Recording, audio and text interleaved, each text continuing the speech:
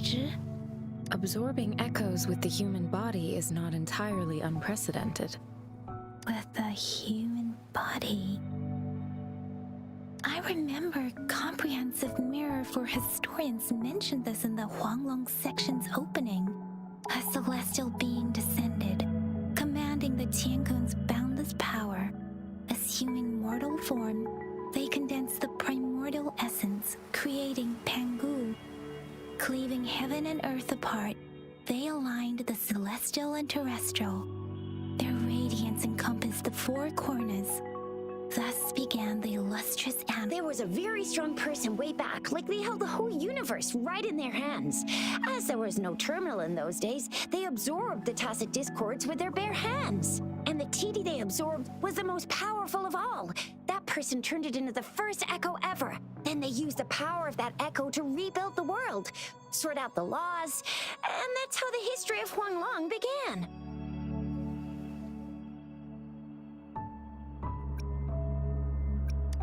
Come on, that was eons ago. Us resonators do live a little longer, but we're still looking at about 100 years or so. And the known history of Huanglong stretches back at least 1,000 years. Whether it's true or not, that story happened a long time ago, when Jinzhou didn't even exist. Could it be that Rover's like the great-great-great-great-great-granny of us all? Let's not jump to conclusions without enough data and proper analysis. Rover.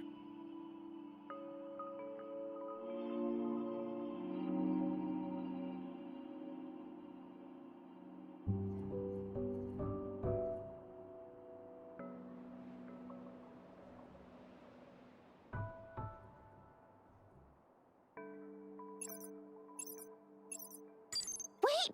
The signal's back!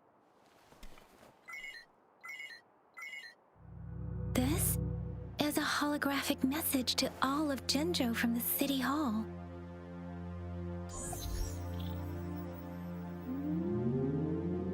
My fellow soldiers and citizens, I apologize for any inconvenience caused. I am Jin Shi, the Magistrate of Jinzhou. As the Moon Chasing Festival approaches, our city welcomes visitors from around the world. The festivities are highly anticipated by our people, and I too share in this joyful sentiment. Jinzhou has always been a crucial defense against the tacit discord outbreaks, safeguarding Huanglong. We have a heavy responsibility on our shoulders with no room for retreat or failure. It is the dedication of our warriors, along with the diligence of our citizens, that has allowed us to thrive in peace and prosperity. Despite the challenges of tacit discords, we remain steadfast and hospitable to visitors, upholding our enduring traditions. With that in mind, I have a favor to ask. Among our many visitors, there is one visitor that holds utmost importance to me, the city of Jinzhou, and the entirety of Huanglong. We have awaited your arrival for a long time. Given the circumstances, you may be feeling bewildered at this time. You should have noticed some strange happenings related to you. If you plan to stay in Jinzhou for some time, I would be more than delighted to personally meet you in the City Hall of Jinzhou. While I cannot guarantee to provide all the answers you need, I will do my best to assist you and provide necessary permissions, if applicable. This is only my personal request. You can decide your course of action in any way you see fit. Therefore, I request the people and soldiers of Jinzhou to assist this esteemed visitor when the opportunity arises.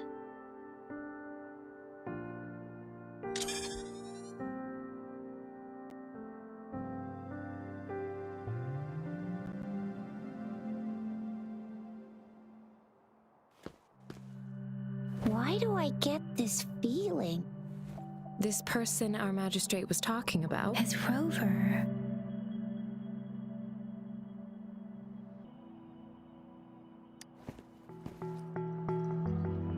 Wow, so this is the true measure of a chief. I mean, of our Rover. This is the true measure of a chief. It's a famous line from a good old hero play. It's been running for almost 4 years. It's a really heartwarming tale about the chief and their squad. Does that hero play story sound familiar to you? Hey, that ain't the point, okay? What are your plans now, Rover?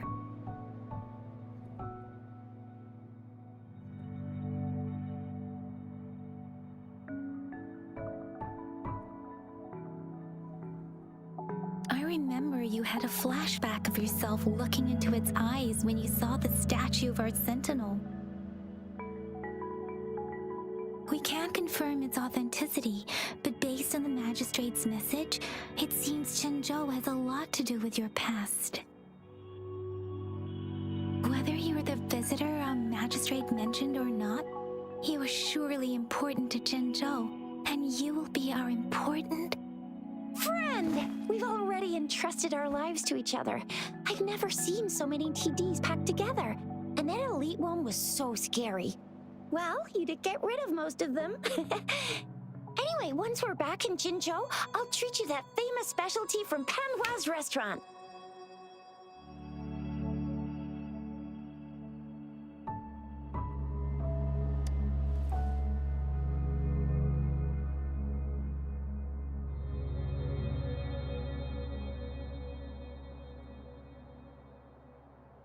It would be best for your well-being to have a thorough physical examination once we arrive in Jinzhou. While there don't seem to be any immediate side effects following the absorption of that echo, we cannot rule out the possibility of other latent risks. Given I'm gonna get you one you can absorb.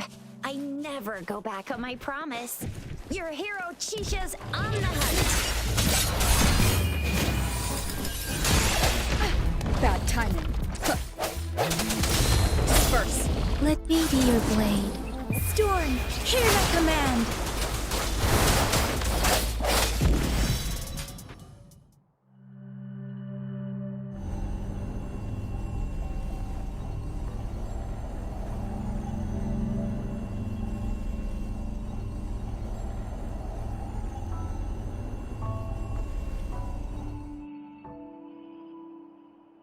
Can you reenact what you did before?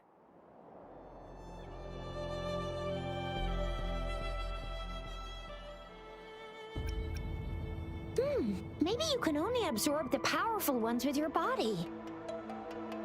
Or does it have to be a certain type of tacit discord? Or maybe we should give your terminal a whirl.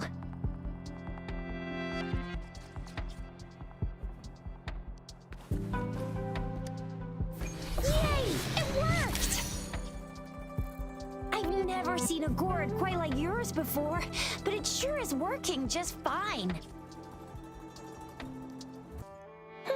Your terminal's got a different look, but the functions are pretty much the same.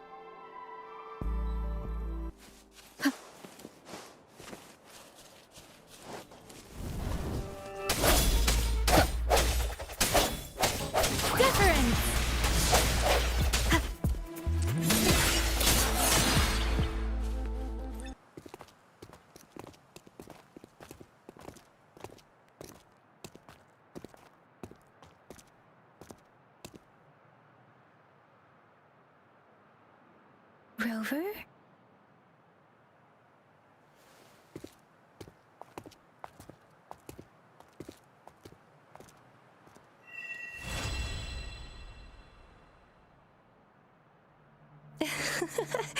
There you are. My dearest. Seed of fate.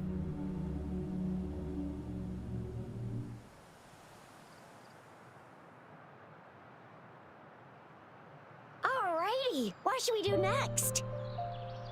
Shall we go grab a bite? I am to return to the anomalies of the gorge. Then I'll go submit our report and prepare the documentation needed for Rover. It may take some time, but there won't be too much paperwork. Then I guess I'll take Rover over to the Nexus Tower for registration first, and we'll just hang out for a while. Being new to Jinzhou and all, she can't be left standing outside the city hall with nothing to do. Hospitality is our local... Then I'll leave you in Shizia's care, Rover. Is that... Leave it to me. I'll send the branch of Resin. Come visit the academy after your audience if you have no other plans. You guys done yet? What's the holdup? Let's move! Then I'll have more time to show Rover around. We've got loads of fun in Jinzhou. We can go watch lion dances, hero plays, stand-up shows, and then maybe the martial championships. Plus tons of different treats to try out. You think it, we have it.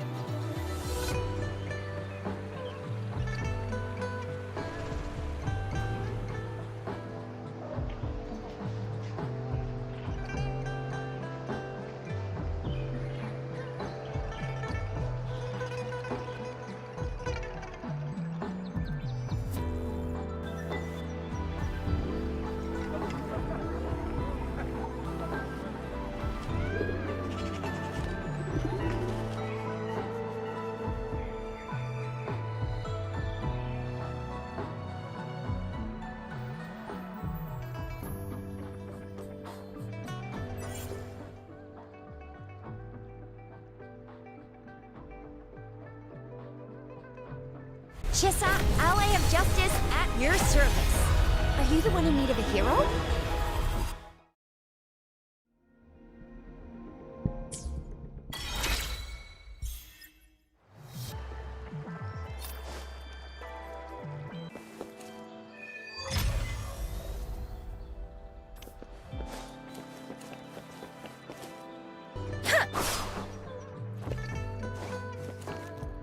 Here we are. Jinzhou's Nexus Tower. Exactly. Let me see, think of it as Jinzhou's largest service station, or an integration hub.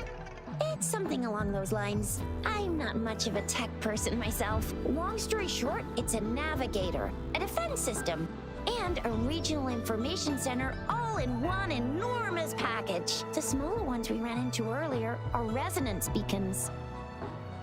Data is shared between all beacons. You activate one, and the entire map's data will be relayed to your terminal.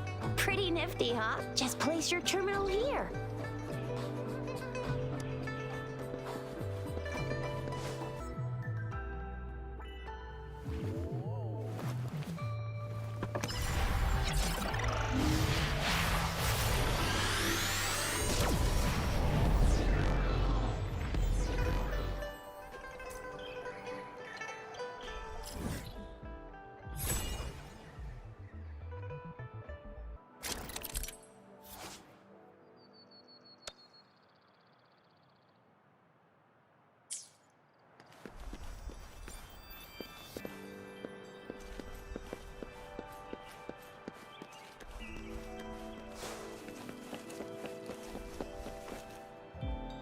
I have the arrangements in place. Rover, you can come visit the magistrate at any time. Juzia, do you mind bringing Rover over to the city hall?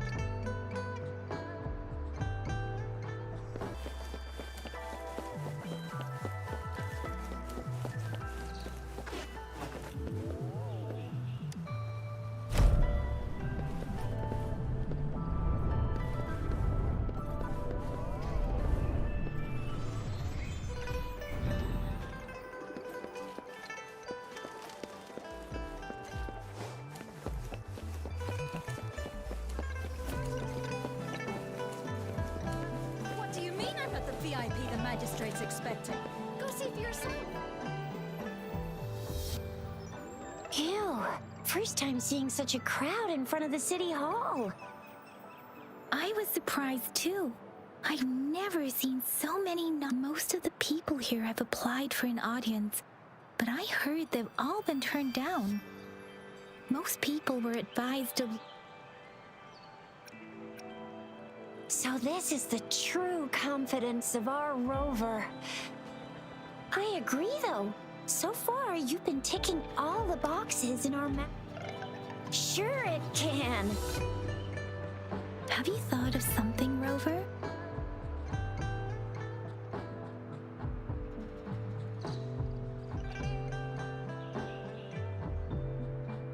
You mean...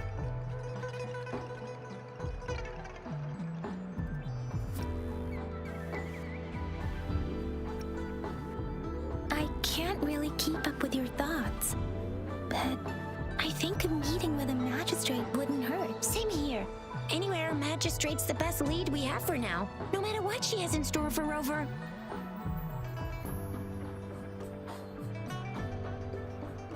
What do you think, Rover? Are you in a hurry to recover your memories?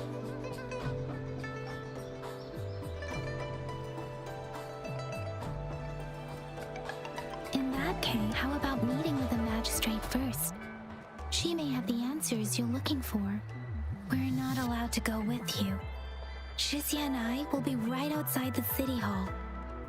We'll be waiting for you. That's right. We're not going anywhere. Just give us a shout if anything goes down. Wait, no, we won't be able to hear ya. Plus, they've got this rule about not yelling inside the city hall. I'm not the VIP the magistrate.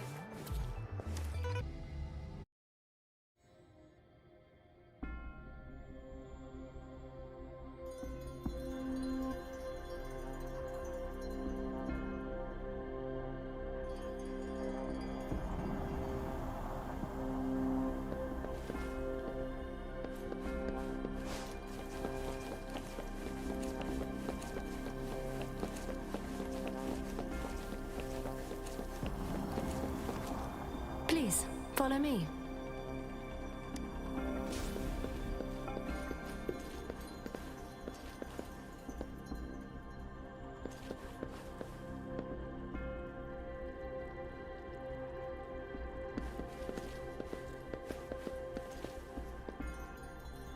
Kindly have a seat. Lady Sanhua will be with you shortly.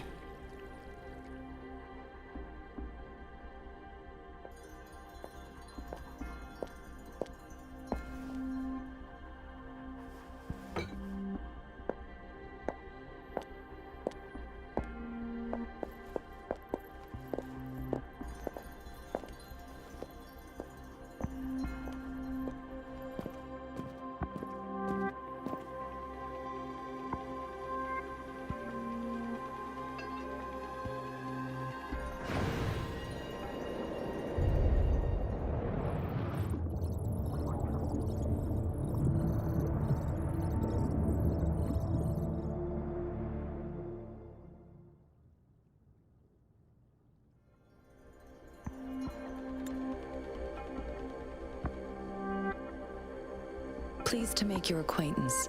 I apologize for the delay. My name is Sanhua, the bodyguard of Madam Magistrate.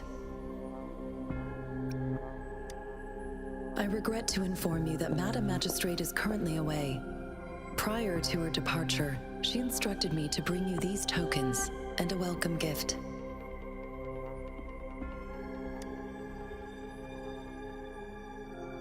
Madam Magistrate advised you to explore what these tokens represent during her absence. This may help you acquire the information you desire sooner. I apologize for the inconvenience, but please rest assured she will be here to meet you in 3 days' time. Because she will require at least 3 days to complete her current task, Madam Magistrate wanted to assure you that in 3 days, by any means, she will return to meet you in person.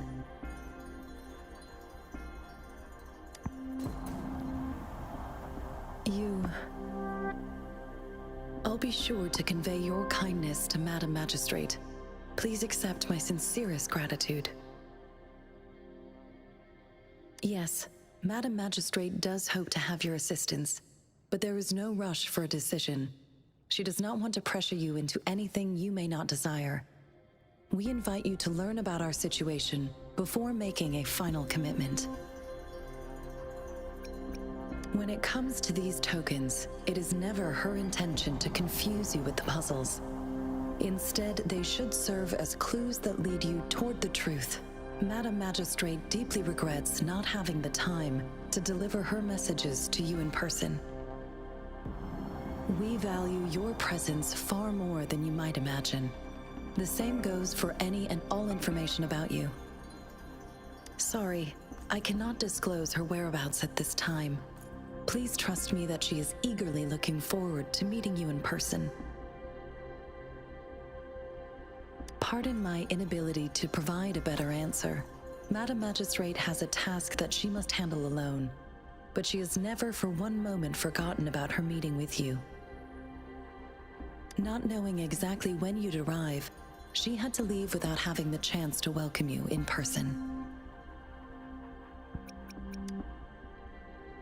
Since Madam Magistrate is currently away, I cannot make the final confirmation on her behalf, but you are truly exceptional.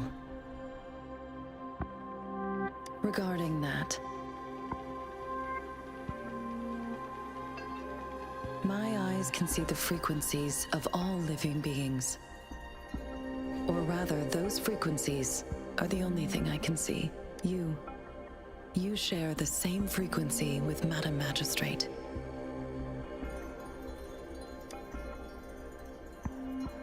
You look undistorted and authentic in your original form. In my eyes, you appear the way you are.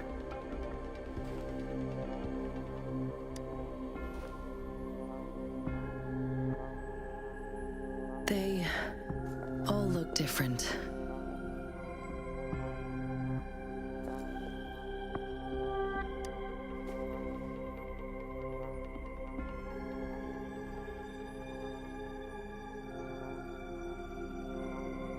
May I have your terminal for a moment? Yes, it's the gourd on your waist. The device every resonator Madam Magistrate thought you might need it.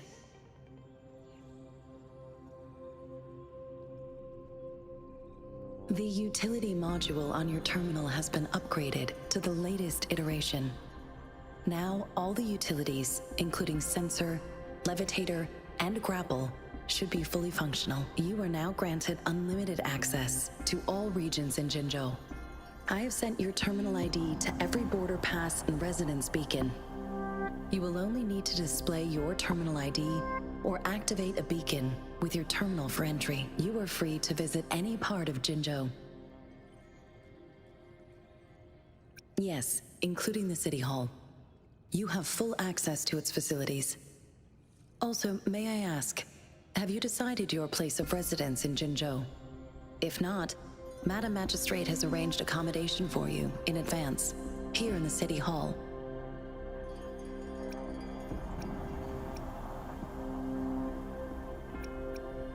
Understood. We will be ready to accommodate you anytime.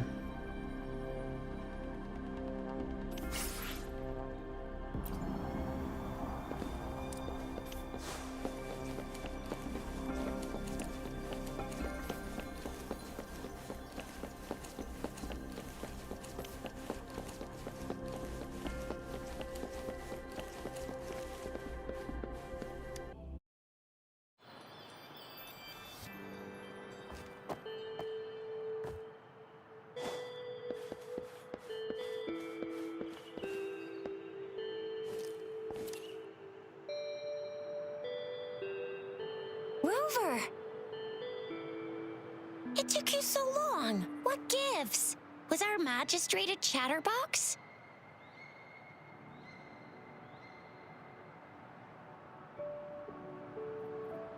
So Madam Magistrate's not in the City Hall.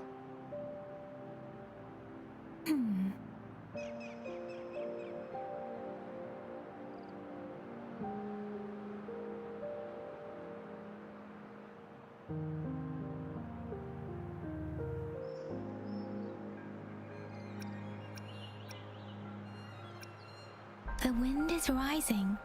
In it, I sense disturbance and unrest. The increasing tacit fields, uncannily powerful tacit discords, and now, our magistrate's absence. Plus, the mysterious rover.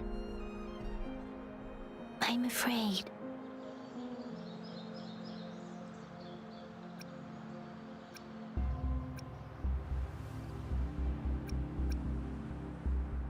So, Madam Magistrate is meeting you in 3 days, and she left these tokens for you.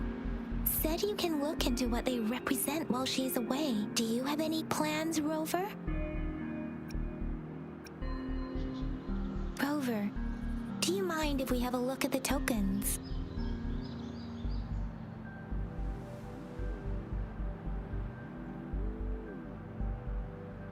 So, what's so special about them? A candy? Oh, I've had these when I was a kid. I think they were called sugar pearls, but I haven't seen anything like this in a while. Went out of trend, maybe. It reminds me of my childhood. I still remember the taste. It was so sweet. I was really scared of getting my flu shots when I was little. And sometimes the nurse lady would hand out candies like this as a prize for being good. But what does it mean as a token?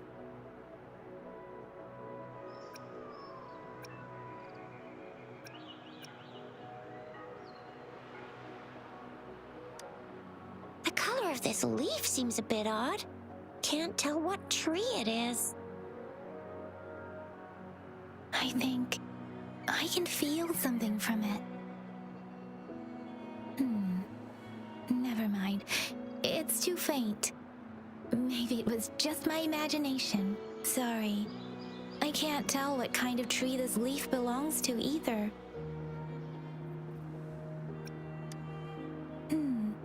It seems like it is a horological device that tells time by using sunlight's direction. Sundials in Huanglong usually have marked lines for the 12 shichens in a day, and every shichen is 2 hours long, with some showing seasons or months. The design of this sundial looks a bit unusual, though. On this sundial, time seems to be represented by the 12 earthly branches, drawn on the outer ring of its surface, and its inner ring shows the 4 symbols, each representing one cardinal direction. These are the 4 famous auspicious beasts in Huanglong's folklore. They are believed to protect people from all 4 directions under heaven. Generally, the teal long represents the east, the white tiger stands for the west, the vermilion bird stands for the south, and finally, we have the black tortoise for the north. It seems the sundial is supposed to show both time and direction. But how can it work when there is not a compass attached? Not to mention, the lack of sunlight basically renders it useless. Ugh, that requires way too much brain power. This is a mangosteen fruit. Mangosteens are not native to Zhengzhou. They are usually imported by boat. I think we can find more mangosteens being sold at the nearby markets. They're not always available for purchase, though. The frequent tacit discord outbreaks can disrupt transportation and cause shortages. The Midnight Rangers have greatly improved the situation in recent years, but still. So Zhixia and I share similar childhood memories of the sugar pearl. Do you remember it too, Rover? When it comes to candies, no one knows them better than the kids of Jinzhou.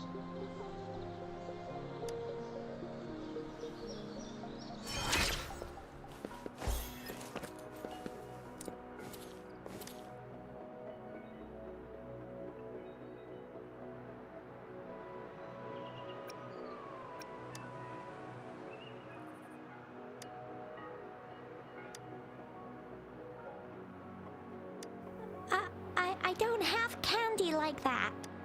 But I got this. It's really good. No need to thank me. Please have fun in Jinzhou.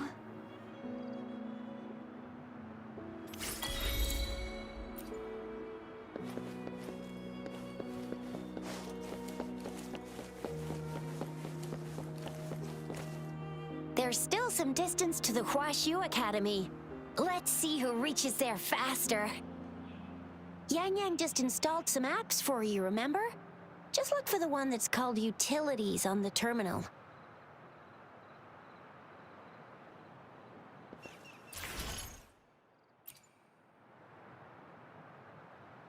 See? Just open the See?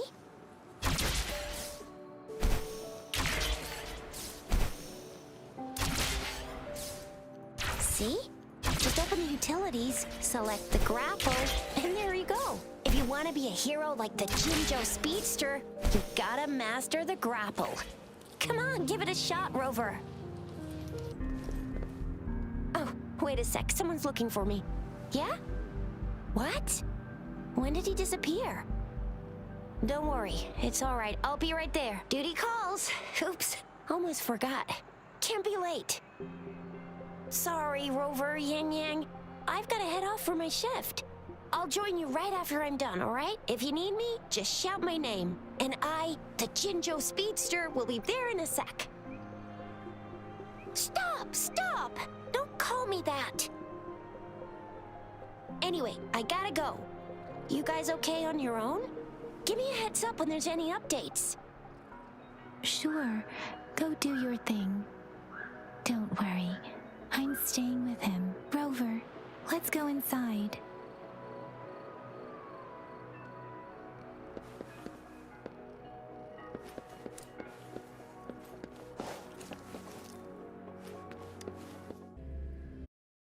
Replied to my message. She's probably busy in her lab.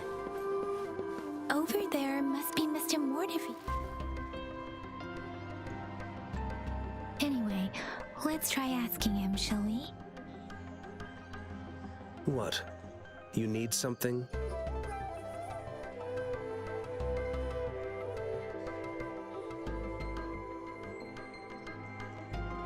Mr. Mortifi, please pardon our intrusion.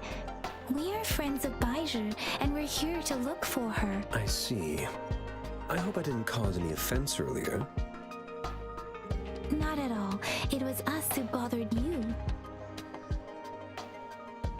Baizhi should be in the data analysis room. I'll go tell her you're here. Thank you, sir.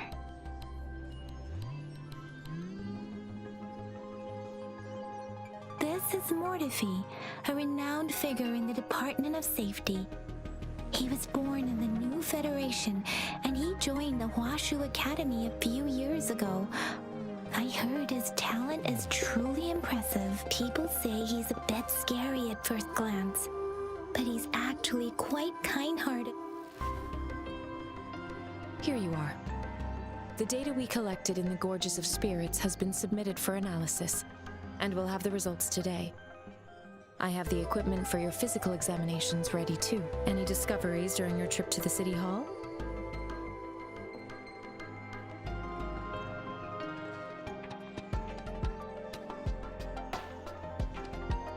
What do you think, Baizhi?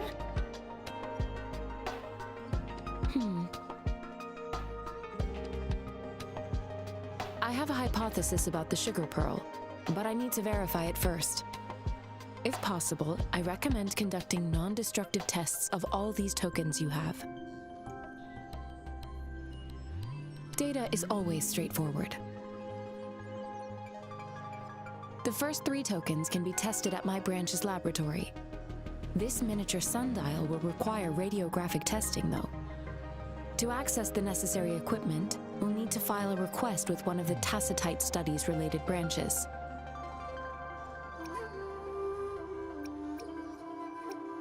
Yes, Mortifi is the branch of Tacitite Weaponry's head within the Department of Safety. One moment, please.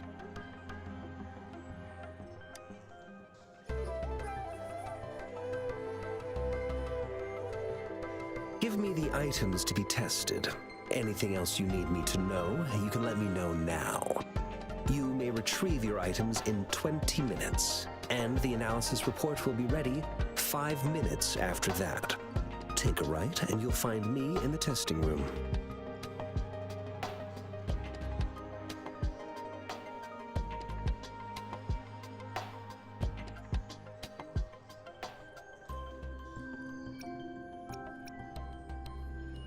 I don't see anything special with these items. Speaking of the sugar pearl, you all remember eating sugar pearls like this when you were kids? I don't think I've ever had anything like this in my childhood. No, I'm from the New Federation. You mean the sugar pearl might be unique to Huanglong? I remember a nurse lady giving me a candy like that. So, sugar pearls like this were distributed at hospitals, perhaps. The sugar pearl might be a type of medicine. Its sweet taste would have made it more palatable to children. Miss Baija, as a Huanglong local working at the academy, I suppose you already had an idea about what it is? I do have my theory as to what it is, but it still needs verification. I wouldn't proclaim any solid answers before confirming the chemical composition of this item with reliable data. Seconded. Let's find out through actual testing then. It will take some time before the results are ready. If you have other matters to take care of, you should go ahead. I'll let you know once we have the results. Shall we wait here at the academy, Rover? Sure you can. But don't forget your physical examination. I'll see you in a while for that.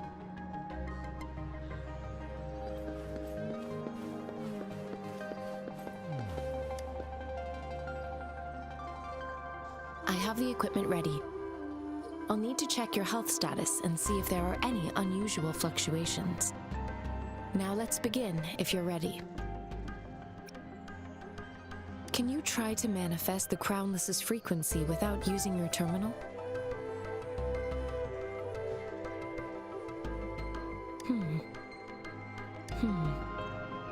I am not seeing the Crownless's data in your terminal. So it was indeed absorbed into your body. The Crownless's frequency energy was consumed by your body, leaving no trace behind. But how did you manage to do that? It's as though there's another mechanism within your body capable of absorbing frequency energy. I can't say without sufficient data. To put it simply, it seems there is another dimension or a creature hiding inside your body. A universe. That's a poetic and intriguing comparison. It seems we need a simulated combat to figure out what happened in your body. Please hold your terminal tight and stay still.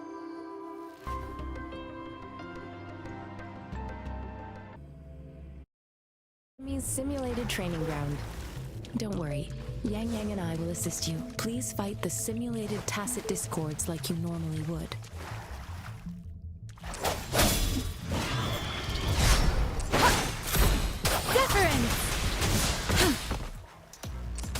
Transmitting frequency.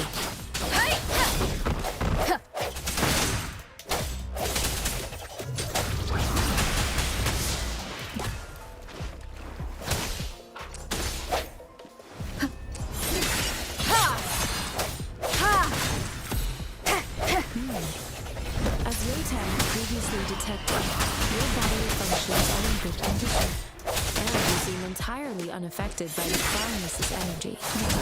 We will temporarily boost your resonance ability for further testing. Storm, hear my command! Not the slightest fluctuation in your frequency energy. So it was not your resonance ability either. I suppose we'll do another round to fully test your potential. Swift and resolute.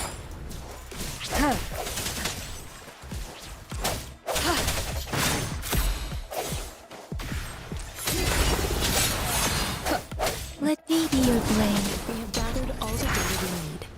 The test is ending soon. Rover, you can find the exit straight up ahead.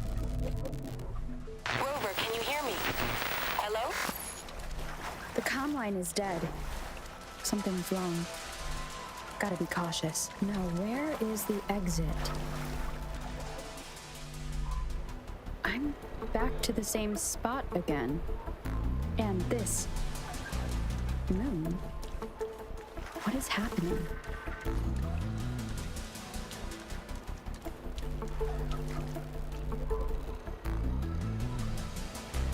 Are those tacit discords?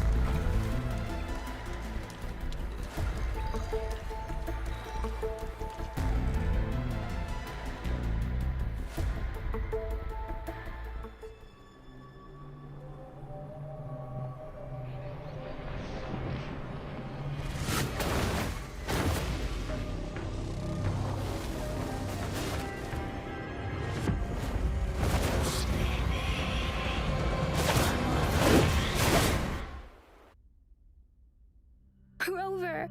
Rover! Thank goodness! You're awake, Baiju. What happened just now? The connection was suddenly cut off. Rover, do you still remember what you saw?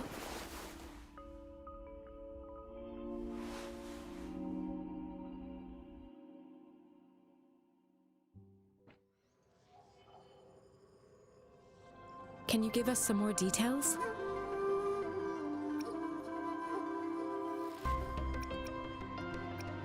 A giant tacit discord with a scythe. It doesn't sound like this is the first time we've run into anything like this since we put the training ground into use. The sonorosphere captures everything that once happened in a specific time and place, be it good or bad. We built this simulated training ground after the structure of sonorospheres. Our goal was to extract pure remnant energy with the simulated sonorosphere. But we cannot guarantee that all abnormal frequencies were eliminated. Your arrival may have revived the abnormal frequencies we accidentally captured. Remnant energy sometimes gives rise to memory manifestations of sentient beings. You may have encountered one such manifestation. I suspect it could have something to do with your unconscious mind. Such anomalies could have been hiding in the simulation, and they resonated with your subconscious. Or perhaps they were lifted from your subconscious in the first place. I'm afraid I can't give you a conclusion yet. Not until we've run a thorough analysis on the data collected. I'll also check the simulated sonorosphere again to see what on earth happened to it. In terms of bodily functions, you seem to be in perfect health. In fact, all the data look quite good. But if you feel anything unusual, please come find me anytime.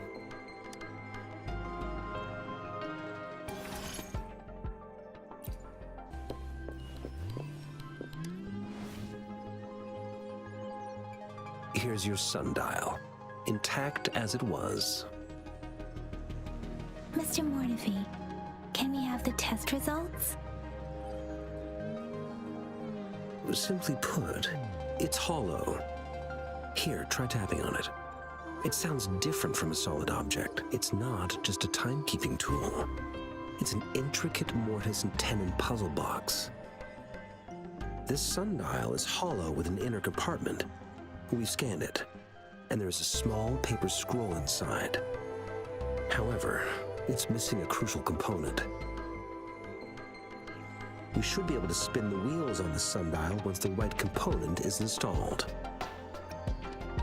I have some basic knowledge, but there is someone else who is more knowledgeable in automata mechanics than I am. It wouldn't have taken me this long if we were dealing with tacitite weapons. Install the missing part, then rotate the wheels to their correct positions, and you should be able to solve the puzzle and access the paper scroll. However, I still have no idea what the missing component should look like.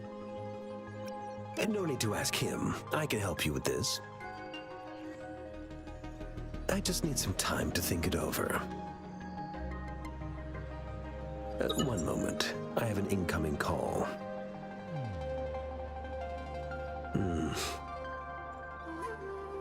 One What is it?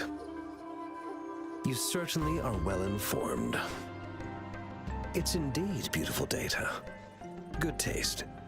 Well, since you've put it that way... Rover, Mr. Mortefi's expression seems to have softened, don't you think? We haven't even asked him to help us with assembling.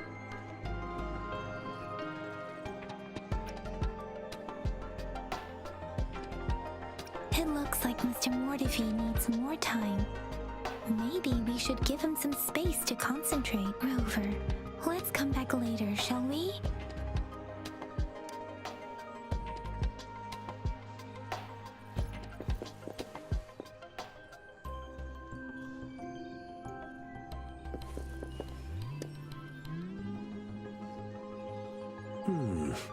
Yes, of course. Indeed. You just pointed out a blind spot in my thinking. Your workshop? That hellish place? Stop sweet-talking me. I get it.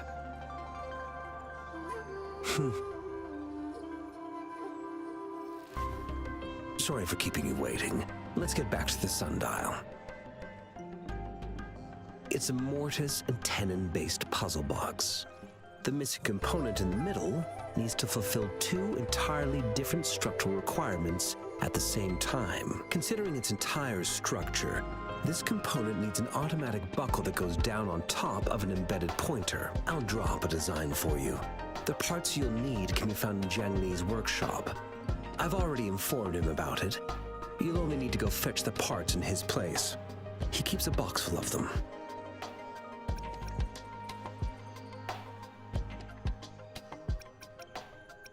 It's a minefield of clutter and chaos. A murky swamp within the Academy walls, as vile and perilous as some primeval forest before the lament. Any civilized... I see.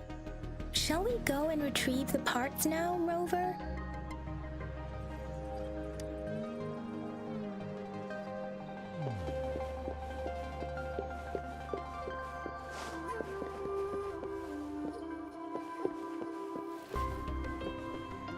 I mentally prepared myself for the worst, but this place looks much better than Mr. Mortefi's description, though it is a bit hard to figure out where we should start.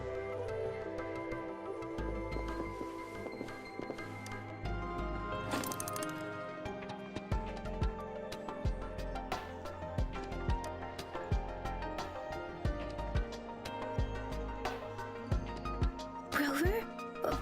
Please don't touch that. It's dangerous.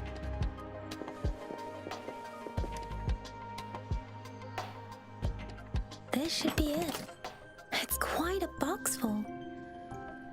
Let's go back and show it to Mr. Mortefi.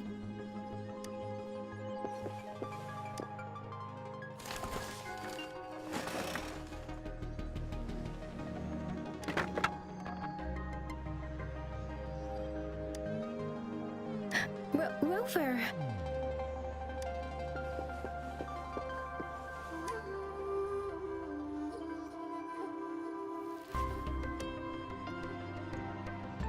Rover, I don't think we'll find what we need here.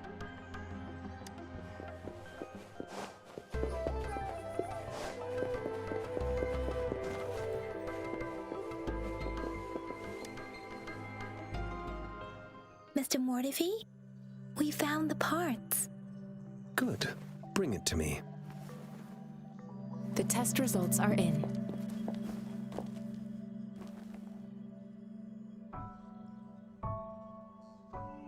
The mangosteen is just an ordinary fruit. It's suitable for regular consumption. We found nothing unusual about it. From the purple leaf you presented, I detected subtle fluctuations in tacit discord's frequency from two distinct sources, but they were overlapping and difficult to distinguish. This is a rare occurrence. The scattered nature of these fluctuations rules out the possibility of them being left behind through contact. This is not an ordinary leaf, but it doesn't seem to be a tacit discord either. Based on the data we gathered, I believe it was sampled from an area struck with the wave-worn phenomena.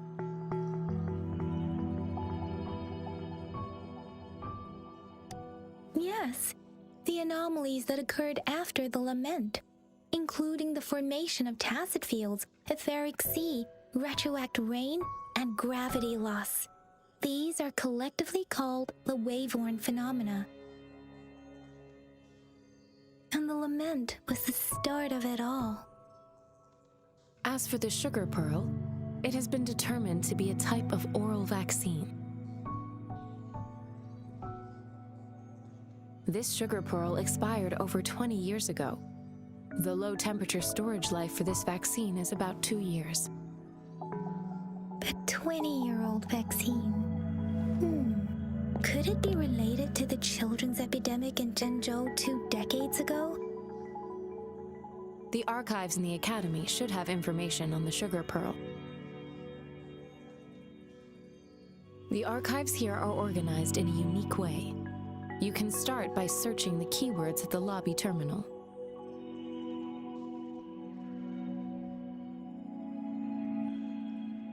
Mr. Mortefi?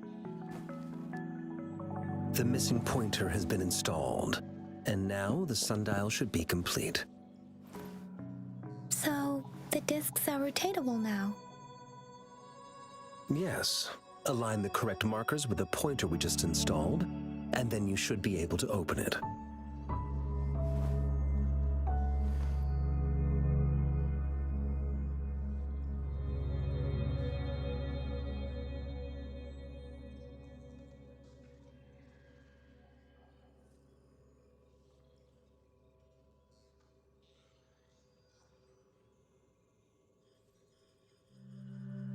The earthly branches and 4 symbols. These symbols are related to the sexagenary cycle.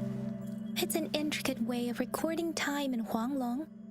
Nowadays, it is mainly reserved for calendars, numerology, and indexing, but it's falling out of daily use now. What kind of information could it represent? It's the filing system. Most of Huanglong's libraries and databases still use this method to organize their archives, namely the Grand Libraries.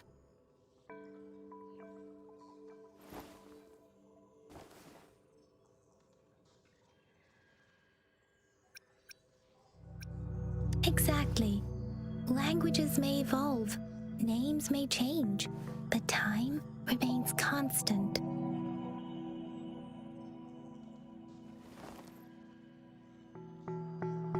It's an elegant system indeed.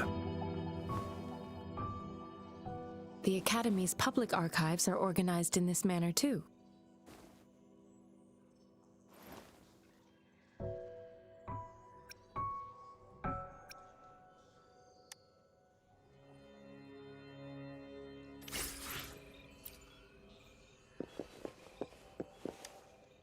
I found it!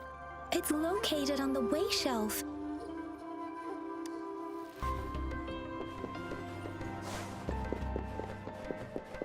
Mao Cheng Si Wu Wei.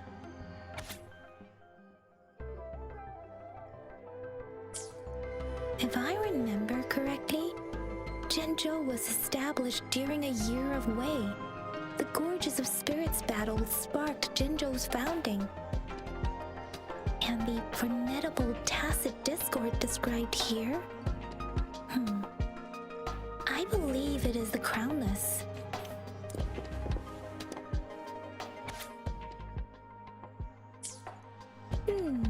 There are 2 photos here.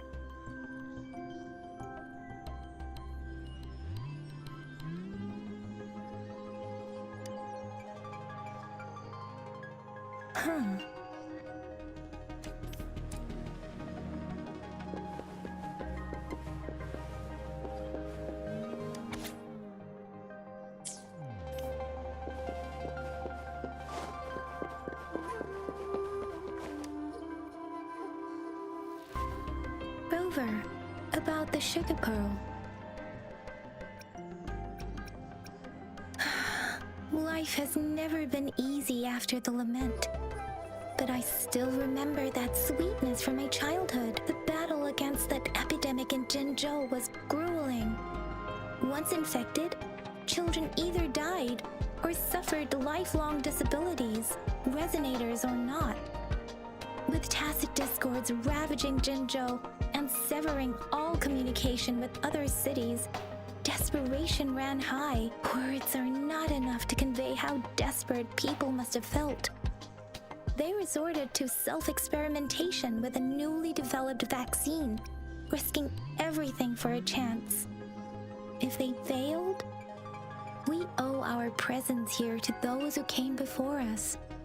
It's important to remember their sacrifices. If the sugar pearl points to the information and reports we have just read, what is Madam Magistrate trying to convey? Is it related to your past? Or is it...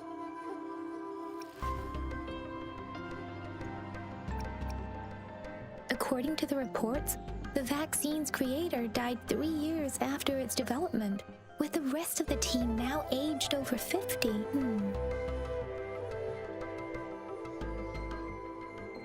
You mean, you could be that infant shown in the pictures? They should be around your age by now. But he doesn't have your golden eyes.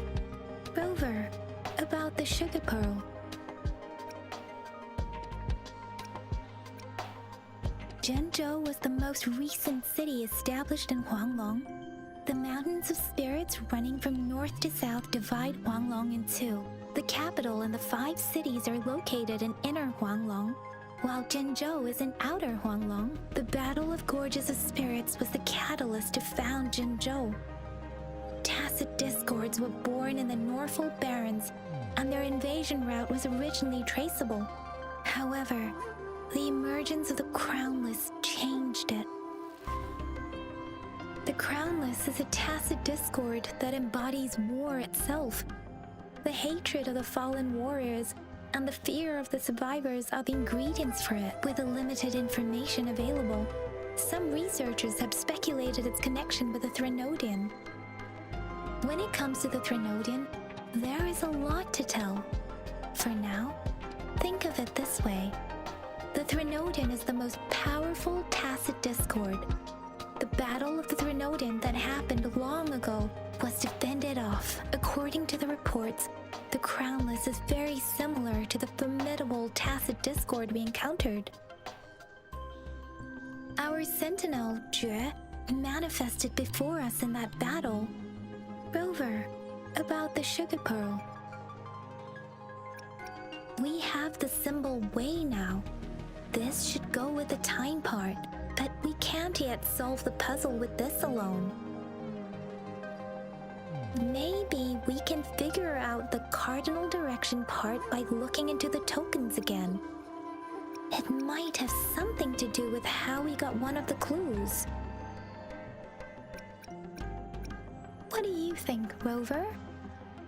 I've only seen our magistrate once at the appointment ceremony, so I can't comment on her personality, but her policies have proven effective and greatly benefited us since she took office. Some believe that the remarkably far-sighted and profound decisions were actually devised by Councillor Changli due to the young age of the magistrate. But rumors are just that, rumors. Let's look back on what we've gathered so far. Our clues point to the sugar pearl as a key in solving the sundial's puzzle. Simply put, one token can lead to multiple targets, and one target may hold several pieces of information.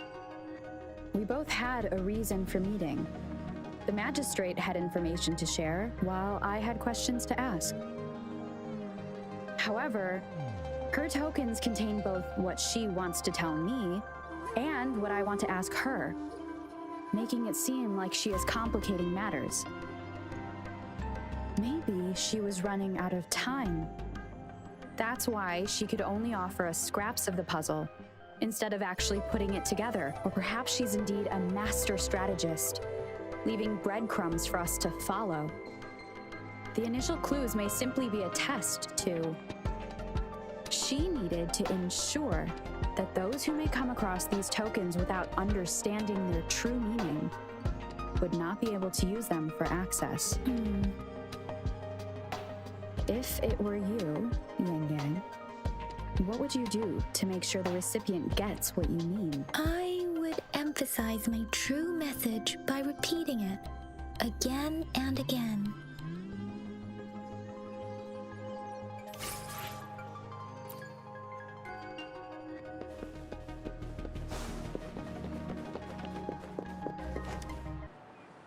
I'm back! I'm back! Finally done with my patrol. How's it going, Rover? Feeling spry as ever? Baiju said he is in great health. No issues to report. We made some progress in investigating the tokens, too.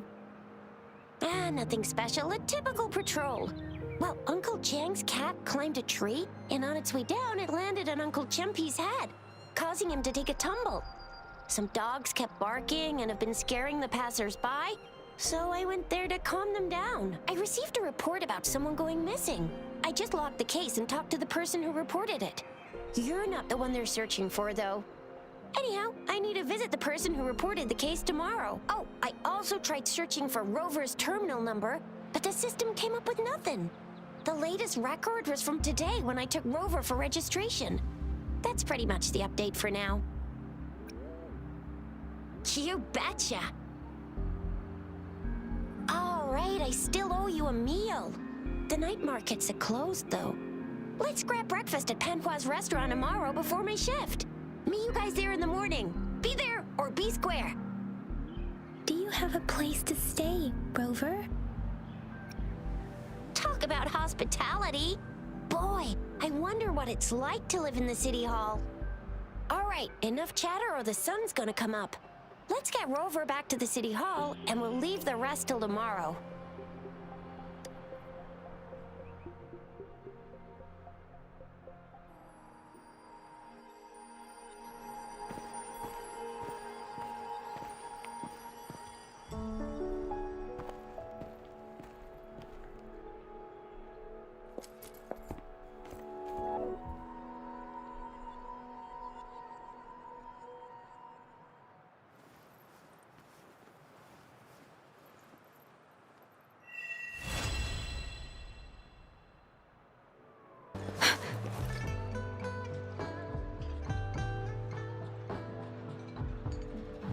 Mrs. Panhua, good morning. 3 bowls of extra spicy noodles, please.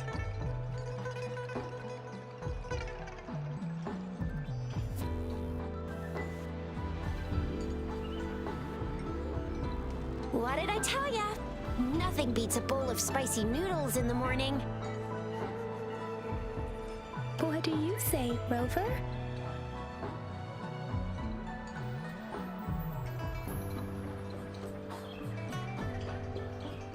Looks like Baiju's locked herself in the lab again.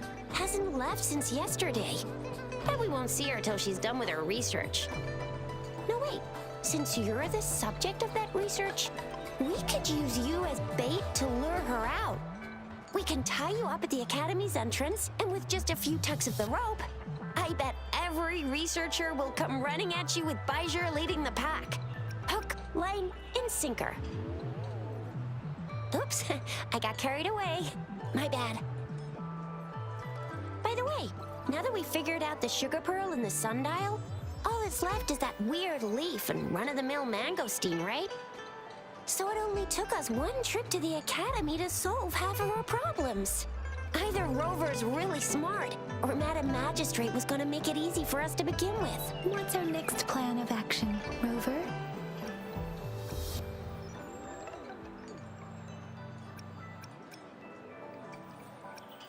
Baiju said the leaf bears the frequencies of tacit discords, so it must be from a tree near a tacit field. Then we must leave the city to pursue this lead.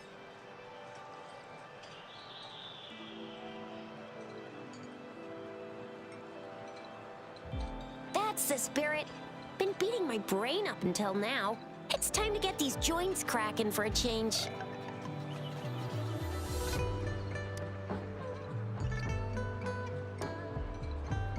Whoa! She's fast! She's furious! She's a TD killing machine! Oh, please stop it, you two. It's It's a no-go for me if you're leaving the city. My shift's coming up. Protect Rover well, and shoot me a message if you need anything, all right, Yang Yang? Without a doubt.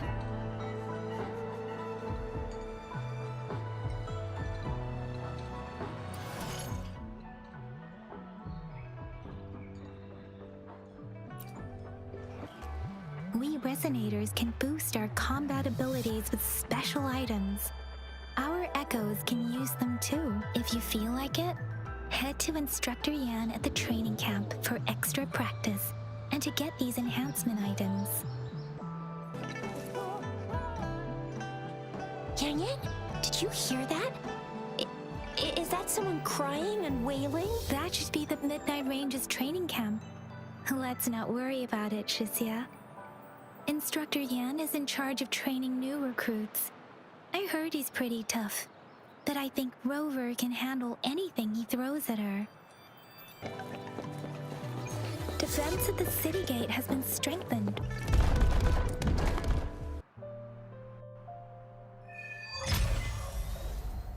Access pass is required if you're heading to the Norfall Barrens. That place is now off limits. What is your business, young lady? It's my third shift and you're still here. Oh, you must be the soldier on duty at noon yesterday. Nice to see you again. I'm a resonator and a trained martial artist. I can handle myself. Please, I need to go look for someone. I've promised the missing man's grandfather to bring him back. Would you let me through? Be that as it may, I cannot let you, given the current circumstances. My apologies. Well, everything seems fine in the city.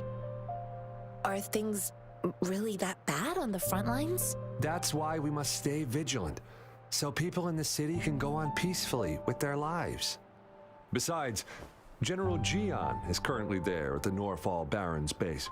Dangerous as it is, he will keep an eye on every soldier, including the one you're looking for. We have already sent a report on your case. You could just go home and wait for the good news. What's the point of staying here? Thank you, but I have already asked the patrol station for help and tried every method I could think of. Please let me through. I promised him, so I gotta give it my all. I understand your concern. I don't want to be a bother. Would it help if I hid my presence and stayed somewhere further away? How about 5 miles? Or maybe 100? Well, 1,000 might be too far, though. I wouldn't be able to see you clearly. Listen, nobody knows when the soldiers will return, and even if they do, you might not find the one you seek. It's a dangerous road ahead if you want to reach the front lines, and you don't even have an access pass.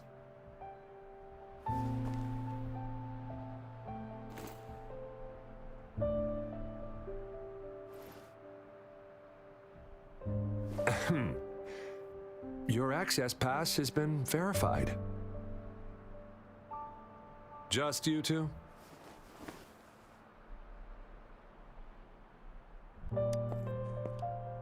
Greetings. I'm Jianshin. Could you please do me a favor? I want to go look for someone outside the city, but I don't have an access pass. So, may I tag along?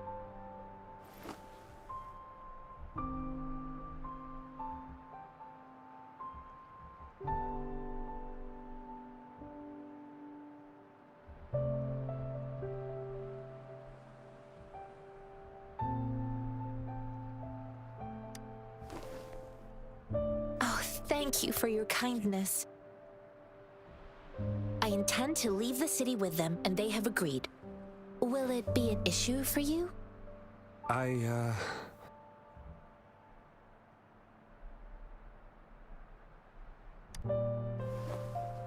Well, it says you have the highest level of access, so no procedural issues here. Honestly, she could lead an entire troop out of the city with that access pass, and no one would question it. Sure.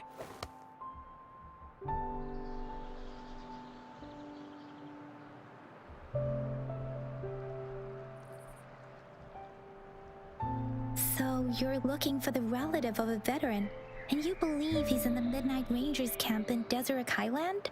Mm-hmm, exactly.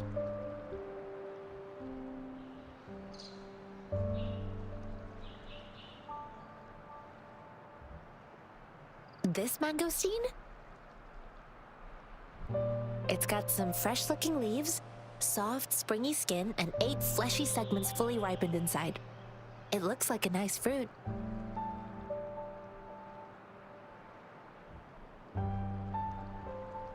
Oh, one more thing I forgot to mention. There's a bruise at the bottom. If you don't eat that part soon, it'll spoil. His name is Jiyuan. I don't know him in person. On my way down the mountain, I ran into his grandfather who was looking for his grandson on his own but ended up lost. I couldn't just leave an elderly person like him out there. So I thought I'd escort him to the nearest city and make further plans once we're safe. You're willing to go to such lengths with someone you don't know. You have a kind soul, Master Tianxing. It's all thanks to many kind-hearted people. Without them, Mr. Zhongye and I wouldn't have made it to Jinzhou. I grew up in my sect on a mountain. Spent most of my time training with my masters. One day, I was told training in seclusion was not enough. I must engage with the world to further my skills. So I started my self-cultivating journey. I've been to various cities and gained valuable lessons, but there is still so much more to learn.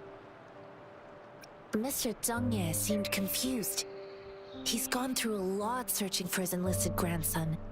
Lending a helping hand was the least I could do. I reported his situation to the patrol station, but with the chaos on the front line, Mr. Zhongye has been extremely worried about his grandson's safety. He'd sneak out to look for his grandson the moment no one was watching. I'm really worried about him. According to what I've gathered, Mr. Zhongye's grandson is very likely in the Deseret Highland. Thanks to your help, I can finally leave the city to find him.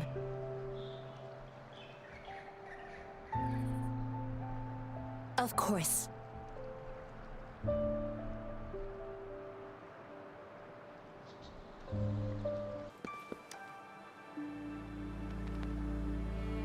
You don't look like soldiers. Why are you here? The frontliners are right up ahead. I am Yang Yang, an outrider of the Midnight Rangers.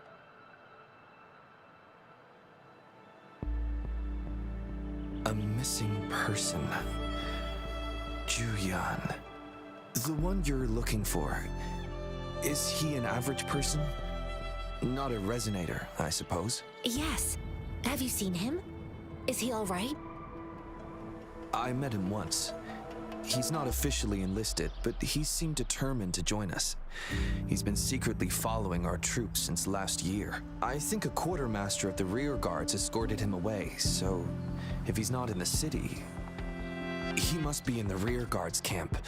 He can't be anywhere else. The actual front lines are right up ahead, and we, the Midnight Rangers, would never allow non-servicemen to approach and risk getting killed. Thank you. Now, if you're heading that way, I have a request for you, my outrider comrade. On your way there, you should run into 2 detection beacons. They just went offline. Could you go check on them? Sure, we will. Great. I'll send the coordinates to your terminal.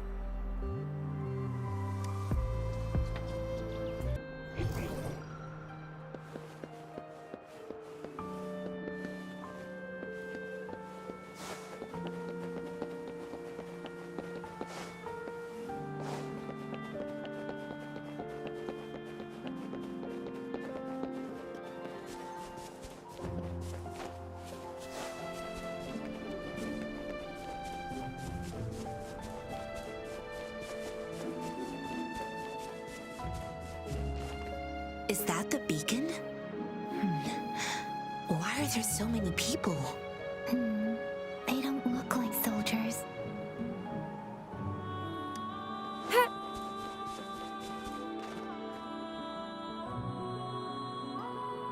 Greetings. What might interest you here? It's dangerous. What happened? Do you need help? The battles are getting real bad up north, and we couldn't live there anymore. Figured we have to go back to the city.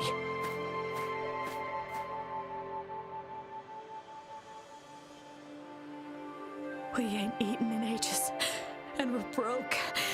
Some of us can barely move, because we're so damn hungry. Then we found some expensive-looking stuff here. Now that the military's out there fighting and nobody's really using these things, we thought it might get us a few pennies.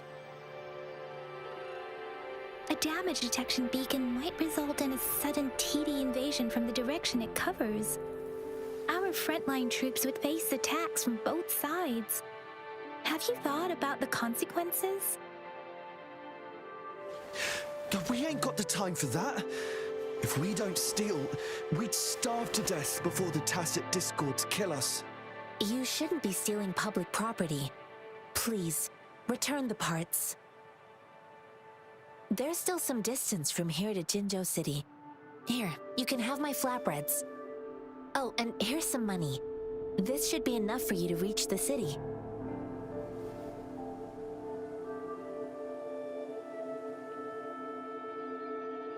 You're giving us all of these? Thank you. Thank you. Hey, you!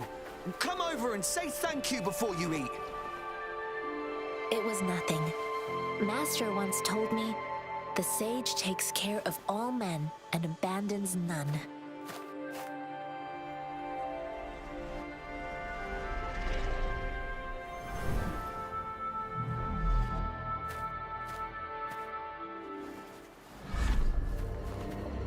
Watch out!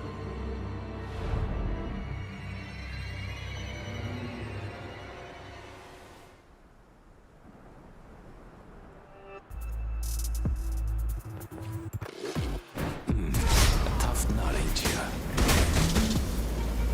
I just helped you. Why did you attack us? You're not feeding us all white bread and pennies. Hand over your goods and grub, or face the consequences. We ain't messing with no kids. Don't test our patience. Just do as you're told. Make it tougher than you're supposed to. You're lucky to leave in one piece. I will not bend to injustice. We're begging you, stop! We surrender! Take us in! Why did you attack us when I already gave you food and funds? Do you have other mouths to feed, aside from what we see here? They seem trained. These are not ordinary people. Of course we're ordinary people. We just joined the exiles recently. We done some wrongs. I tried to run from the patrollers and left the city, but dang, didn't know the battles up north were so crazy. Our new boss ran out of food before we could even figure out the camp. Figured we'd be better off just to go back to the city and get locked up. Then we ran out of food and cash halfway, so we turned to thieving. We ain't got the balls to rob the army, but with stuff just sitting around, why not? Hey, since you're being so generous, how about you throw a little extra cash our way? There's a bunch of us, some injured. Wait. What I gave them was enough for them to make it to Jinzhou even when they are so many. I used to travel alone when I left my master. I know how much it takes for someone to survive. Hey, what's wrong with you, girlie? It won't hurt to give us more. Pain comes with coveting. He who knows he has enough is rich. It was only meant to sustain you long enough for you to reach the city. You don't understand, girl. You don't make money very easily in a time like this. If we can't find jobs in the city, we're gonna starve again. I came from a seclusive place, learning the ways of the world from scratch. It's been a hard time, but even I have managed to make a living with my own hands. If you really can't find any job in the city, come to Liu Shan Tea House and ask for Jian Xin. I will gladly help you search for jobs and work alongside you. Fine, fine. We'll go. Hurry, move, let's get out of here. I'm not listening to this lecture anymore. No, I wasn't trying to... Wait. Please put that down. Ugh, quite the sharp eye you got. Fine, here you go. Is this the only detection beacon you messed with? Heck yeah. The first one we were trying to steal and you bumped right into it. Really? Then why does that one over there seem broken too? That ain't got nothing to do with us. It's been that way for ages. Plus, we ain't ever reaching it with all those thorns. I see. You may leave now. The military's base is not far from here. Shall we fix the beacons before going?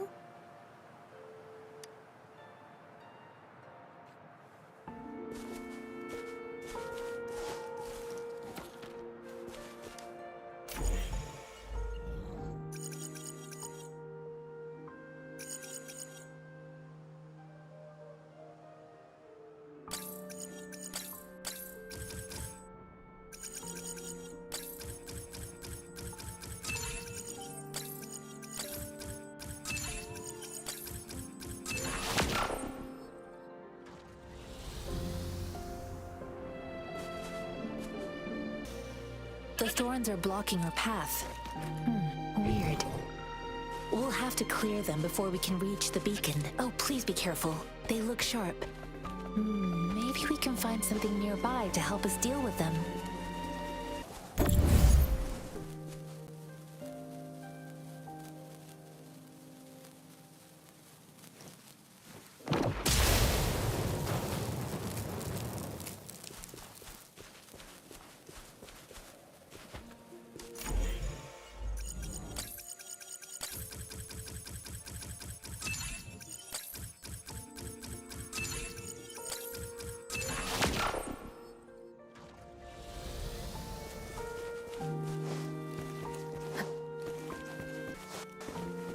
Master Tianxing, are you alright?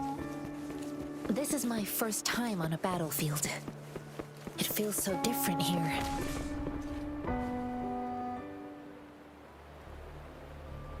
I know another shipment of supplies has just arrived. I've confirmed it, but it's not nearly enough. We must reach out to the city again and demand more supplies immediately.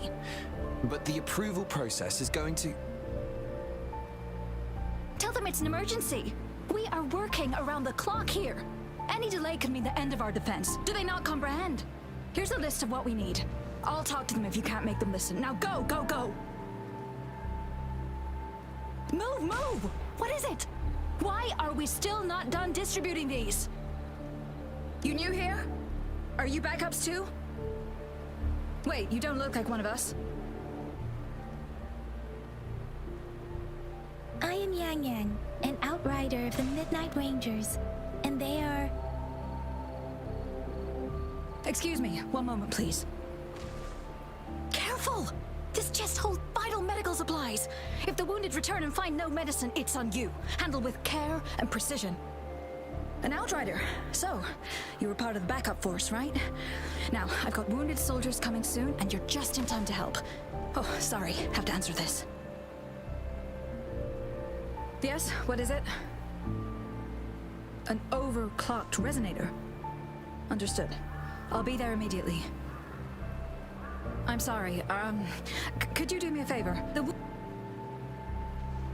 The wounded soldiers are being sent back from the front lines. We need someone to escort them to the medics, but I've got to deal with the overclocked resonator now. Could you please take care of them? What exactly do you need us to do? Just make sure they are safe. The medics will take care of their wounds. Thank you.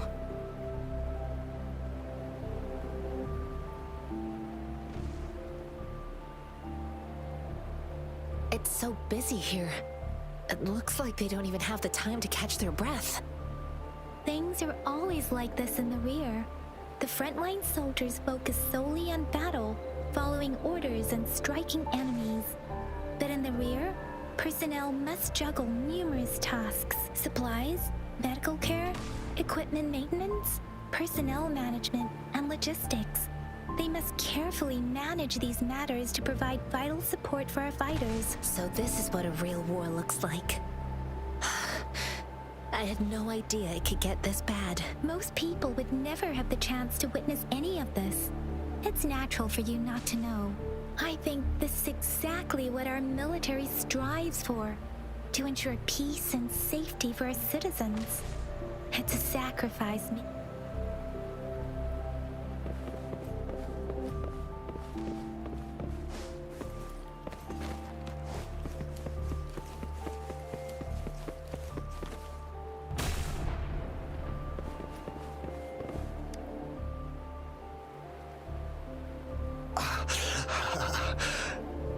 Are you all right?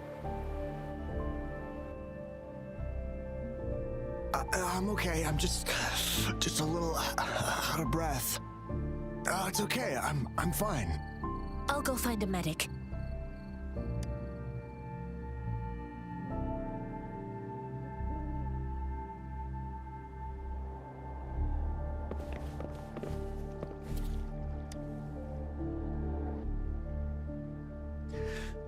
Like I said, it's not a big deal.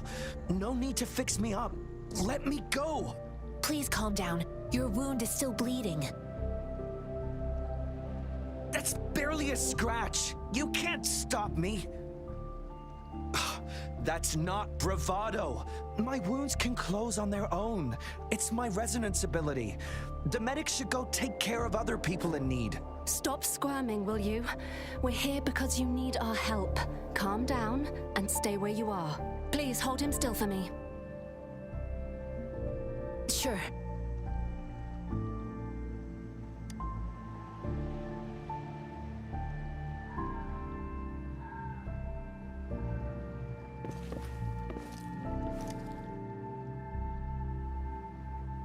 Thank you for your assistance. You must be tired. Please take some rest. They look badly injured. Don't worry, they've received proper treatment now. They'll recover in time. Thanks to General Jian, we've seen a significant drop in the number of casualties. I've heard from veterans that soldiers used to be ordinary people, not resonators. The battles were brutal even back then, with the stench of blood lingering through the rain. But things have improved. Each injury represents countless tacit discords eliminated by our brave soldiers. Resonators in the Midnight Rangers are incredible warriors. Those who have to retreat from injury must have already taken out hundreds of enemies. They are the ones keeping our people safe. What I've been doing is not worth mentioning compared to them. Please don't put it like that. Without your help, we couldn't have helped so many wounded soldiers in such a short time. Now that they're all safe, you should go and take care of your own issues. Thank you. May I ask where the quartermaster is? The quartermaster isn't here. He's on the floor above, directing munitions distribution. Just take that lift and you should find him there. Rover, where are we going next? Here are some recipes for dietary supplements from my sect. They might help the wounded recover sooner. Oh, great. You have my thanks.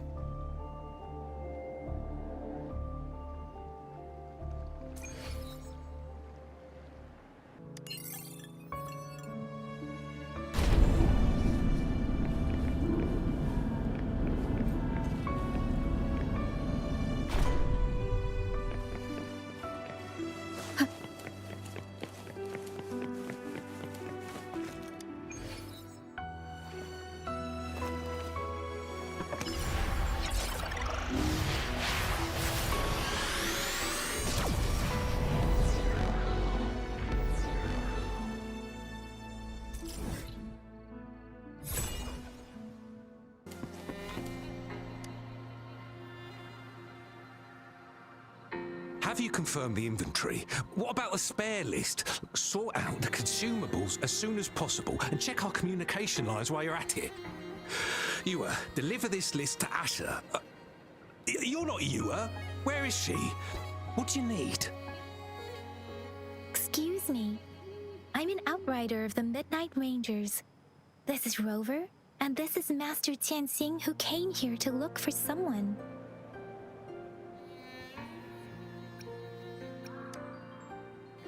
Juyen. So, he never sent a letter home? Not even once? The Midnight Rangers are no longer recruiting non-resonators lately. But Juyen was a stubborn boy. Last year, when the battles hadn't gotten so intense, he would trail us rearguards, eager to join the front line. We sent him back to the city time and time again, and he just kept finding ways to come back. Eventually, I caved and took him in to help us here in the base. With the battle escalating, it's getting increasingly dangerous out here. I shouldn't keep him here any longer. I was just thinking about having the logistics team bring him back to the city when you guys showed up. Oh, now I remember. He should be currently on the floor above. I saw you help arrange the wounded there. Your Sholan would need your help more than I do. Thank you, but I must remain to oversee vital military supplies. Sure. Please excuse me. I'll join you later.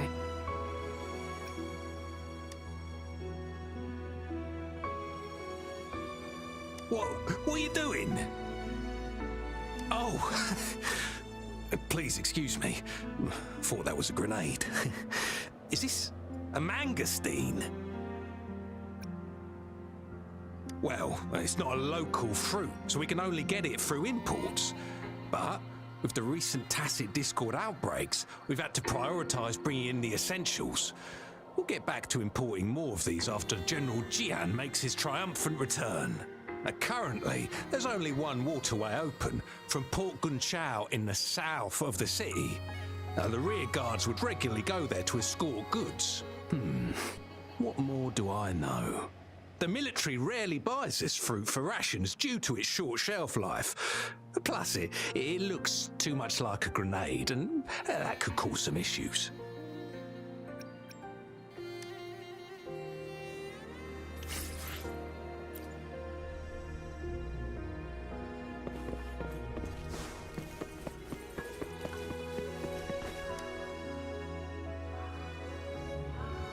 Master Tianxing, have you found the person you're looking for? Yes, I found Juyen. We will return to the city with the logistics team. We will go find Mr. Zhang Ye to let him know he is safe. Juyen is a man full of courage. Influenced by his veteran grandpa's tales, he longs to join the military and aid in humanity's battle against tacit discords. The journey with you has exposed me to immense suffering. But the battles on the front line must be even more brutal than what I've witnessed. Countless lives have been lost in this war. Master Rongfu once told me, the best sages gain enlightenment in the military. The mediocre sages gain enlightenment in the bustling cities. And the worst sages gain enlightenment in seclusion. I do share some of Juyen's feelings. However, Juyen disagreed with the intense training and tests required to join the military.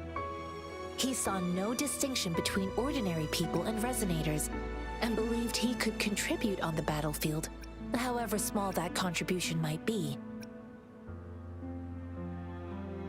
I too found what Juyen said was reasonable to an extent, and I couldn't change his mind with words. So I tried to imagine what my masters would do. I didn't mean to beat him up for nothing. My masters taught me valuable lessons through sparring, and I gained important insights from those fights. Now, who do you think won that fight? The shape changes, but not the forms. The more it moves, the more it yields. Less thinking, more knowing. Simplify for clarity. Yes, I pretended to lose, but Juyen saw it through. After our fight, Juyen admitted he saw the gap between resonators and ordinary people. He seemed to realize how he was still far from being able to fight the tacit discords. He realized how he was just trying to convince himself that he could make a difference, not wanting to acknowledge his own limitations. Fighting on the battlefield requires physical and mental strength. and he was not yet prepared for that. I heard you two still have other matters to attend to. When you have the time, let's catch up at Liu Shan Tea House. It's my great pleasure to have met you.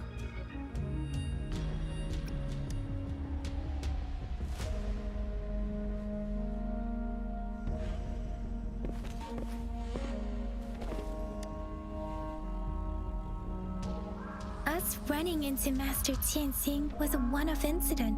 If the magazine indicates something about war, what is Madam Magistrate trying to convey? Have you thought of something, Rover? I think...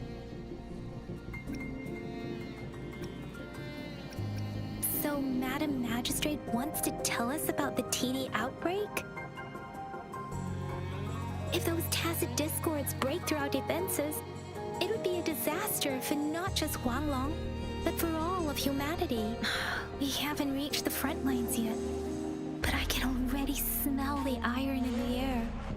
I sense tension and unease. Our soldiers stationed at the borders, I hope they're okay.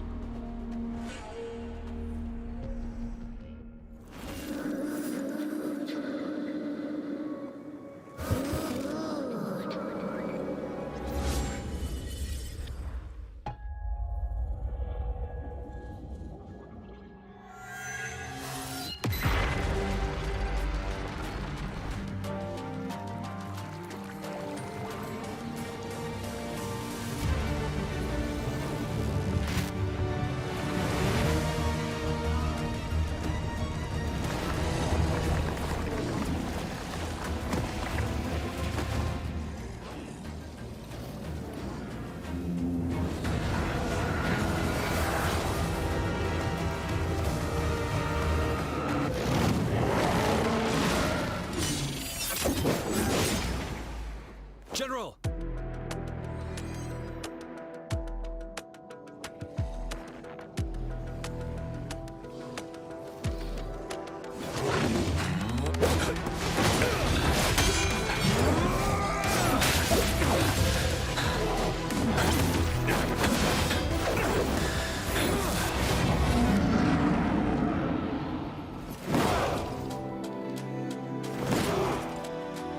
Follow the Qinglong!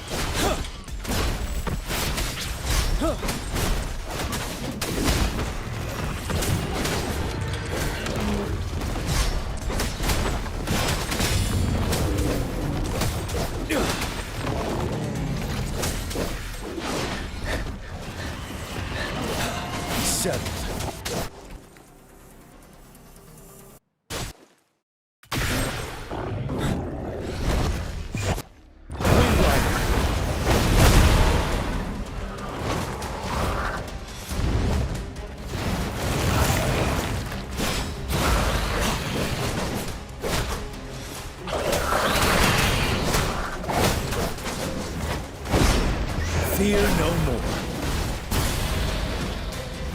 Time to fight back. Retreat to advance. Finale! Bide the time.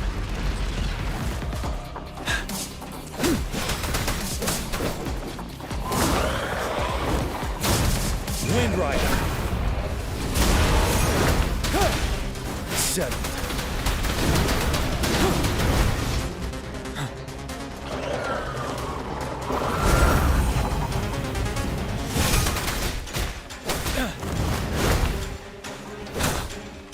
Wind Rider.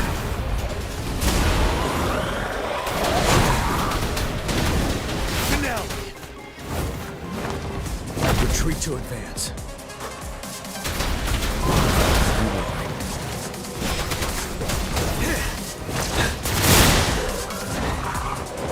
Time to fight back.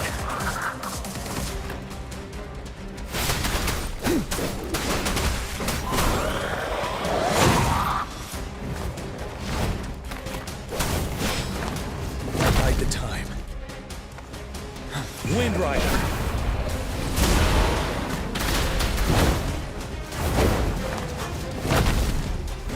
Break! Time to fight back.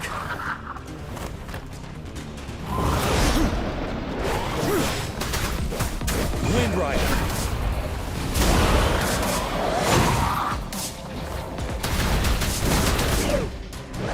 Finale!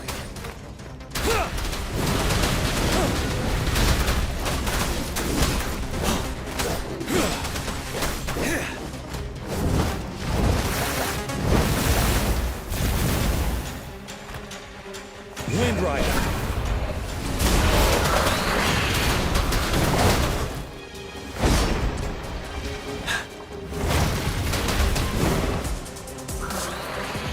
I can take it.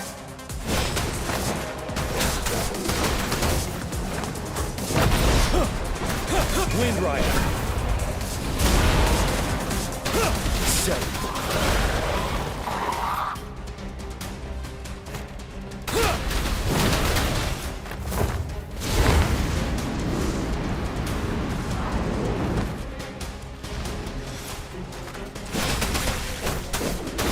Fear no more.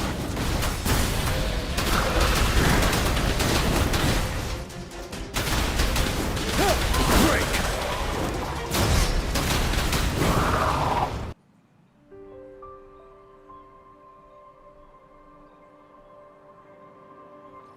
What's the matter?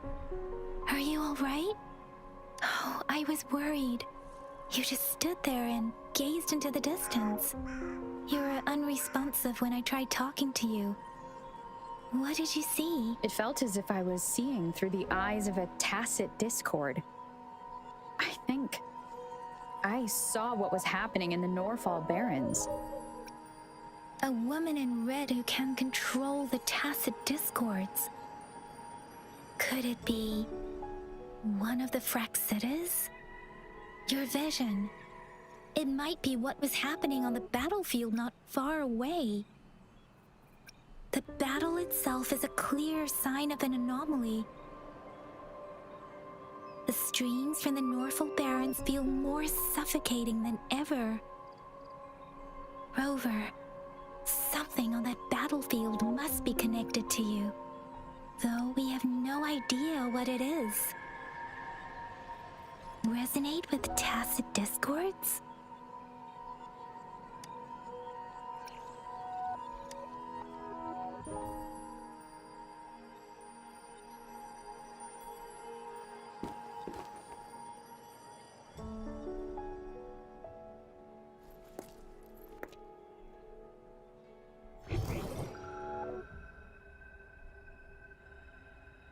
Rover?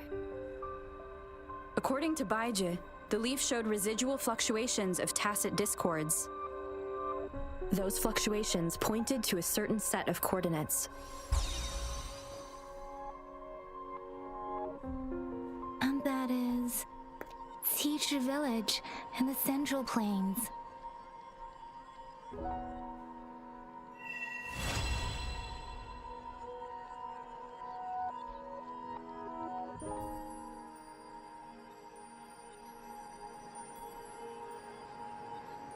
As I make myself reflect on my goals and plans, those voices in the streams become clearer, and everything starts to make more sense. Rover, perhaps you can give it a try.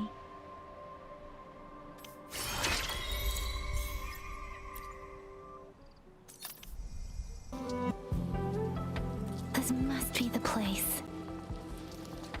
I sensed something ominous from the leaf back there, but I couldn't pinpoint its source. And now, the hatred and pain is so strong in this place. I don't even need a constant. And now, the hatred and pain is so strong in this place. I don't even need a concentrate to feel it. Rover, something terrible must have happened here.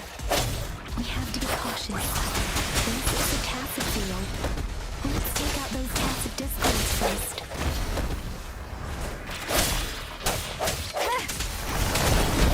Leave it to me. Administering first swift and resolute. Strike from the shadows.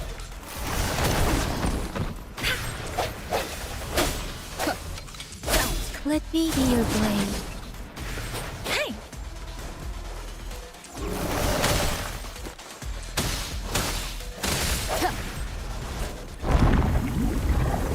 The end has come. Let me be your blade. Storm, hear my command! Endless reverberation. Swift and resolute. Ha! Ha-cha!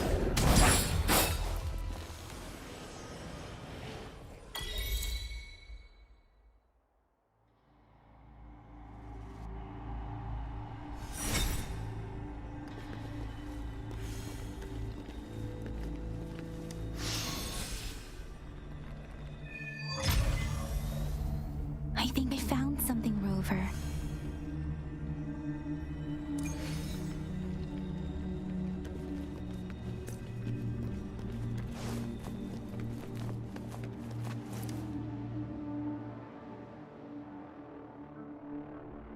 Watch out!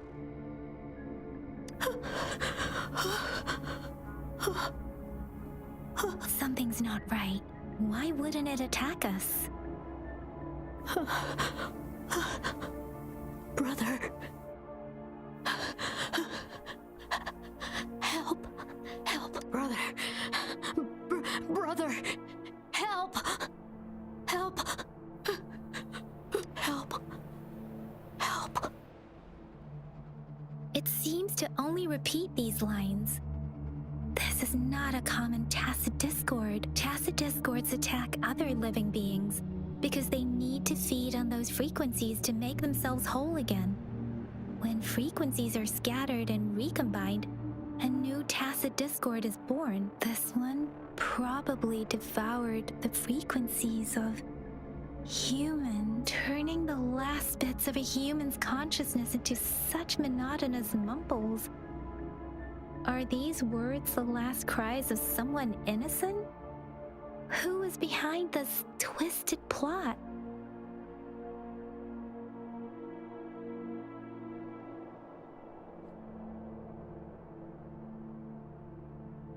I'm sorry. No, that's beyond my ability. I just sensed some complex feelings from it. A mixture of deep sadness and eager anticipation. Rover, I think I know what's going on here. It seems to be begging for help, but it's not asking us to help it. I can sense the pained cries of this tacit discord. No, the cries of this whole village. The village is crying, waiting for rescue. Something truly awful must have happened here, and the victims' reverberations still linger. Based on the evidence we've found and the condition of these ruins, that didn't happen all too long ago. I can still feel it in the streams. Perhaps the tacit field has kept this village from being discovered. Or maybe someone has been intentionally concealing it. Anyway, there must be something we can do. We may find the victims nearby. I can feel someone connected to what happened here is still close. This place is dangerous. I'll inform Shuzia about what happened here. Can we continue our search before the official investigators arrive? Sorry, I know it doesn't sound very convincing. It's just a hunch of mine, and I don't have any evidence to back it up. Thank you, Rover. Please stay vigilant. As for the little one here, let's leave it be.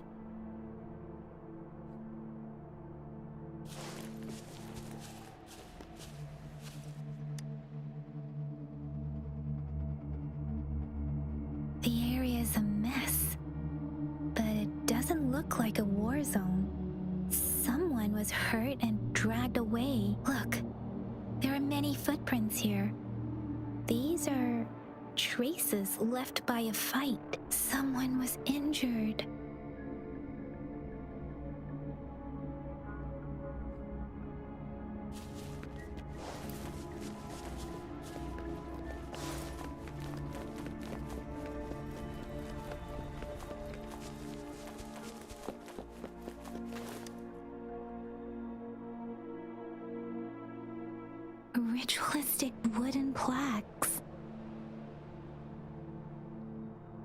why are they here?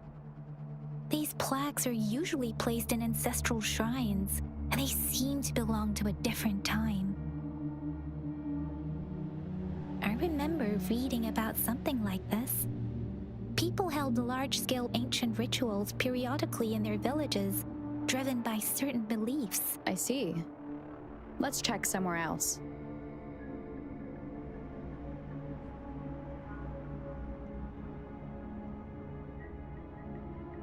These cards. I see.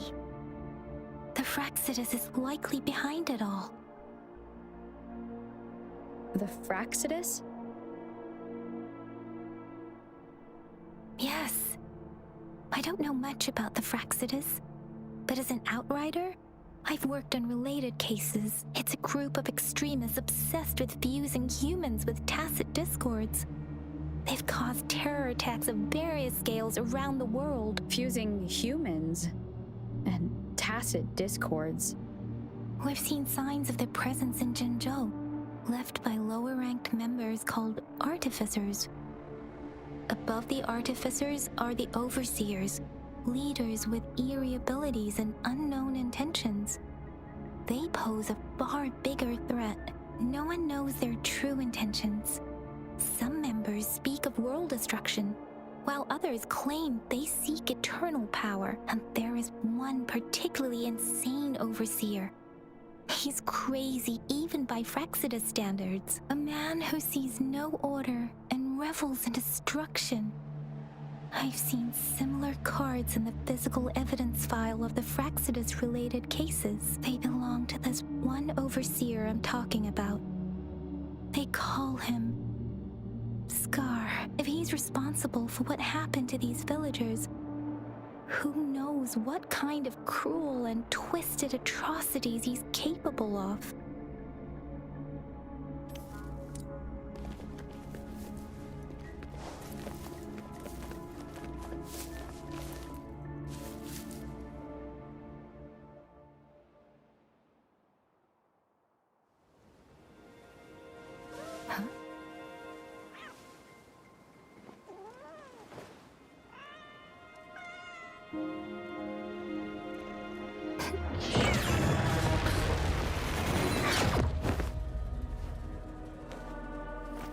Guess you won't need my self-introduction. Oh, I spent...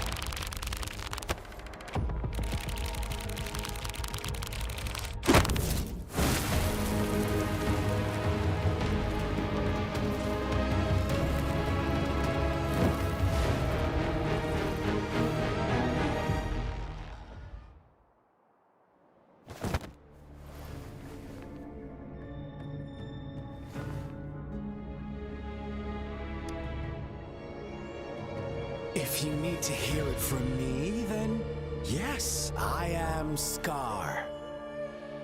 Cruel and twisted maniac.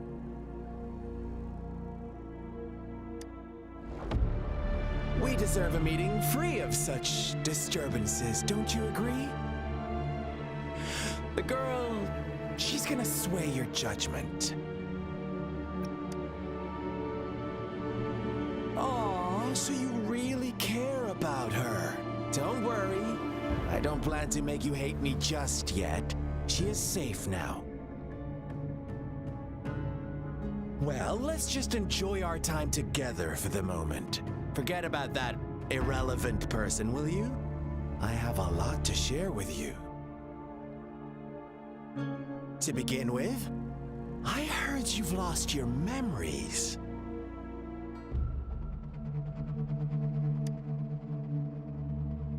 So, it's true. That makes sense, given how fragile you were when you woke up, or I would have questioned the authenticity of those rumors.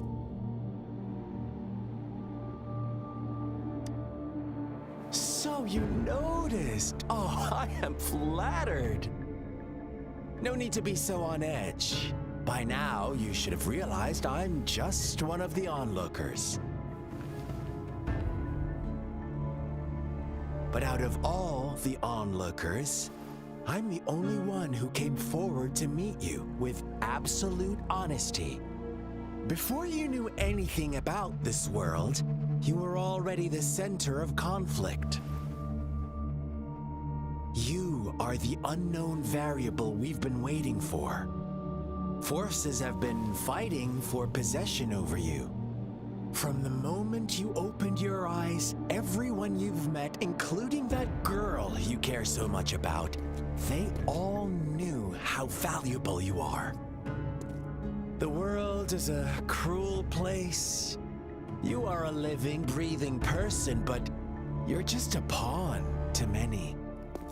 That's why I'm here, because I see you as a dear friend, and I want to tell you the truth.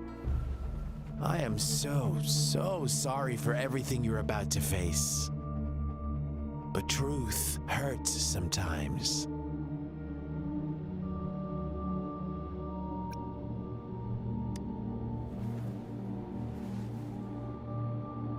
You could say I'm looking forward to your choice.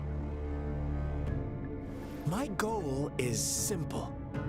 I just want to deepen our mutual understanding, nothing more. Come on. Observe the surroundings a little more and tell me what you see.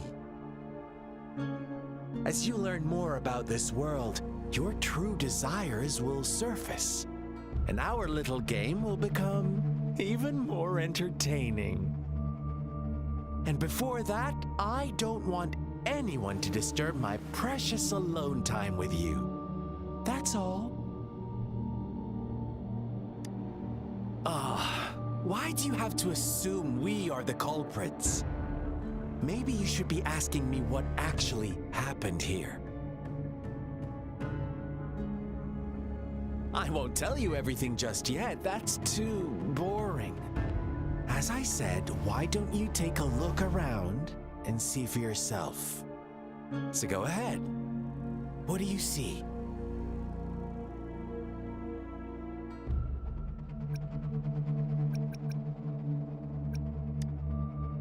Bravo! Didn't think you'd catch on to that. Now, what is the conclusion you've drawn?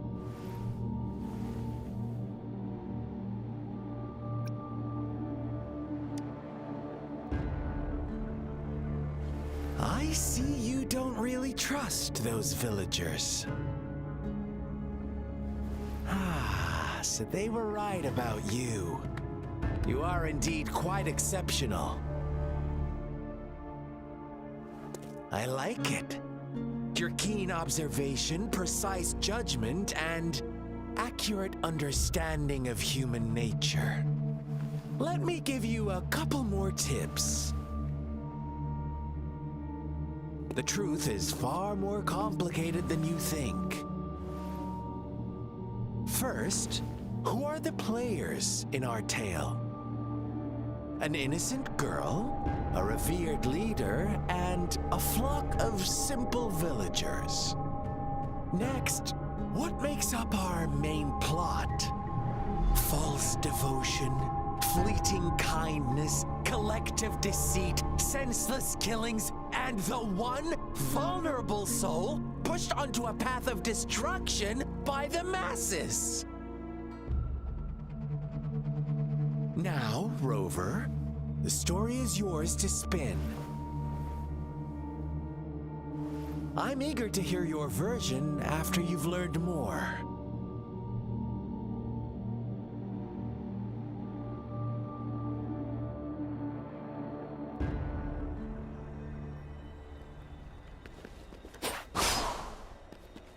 Speeding up.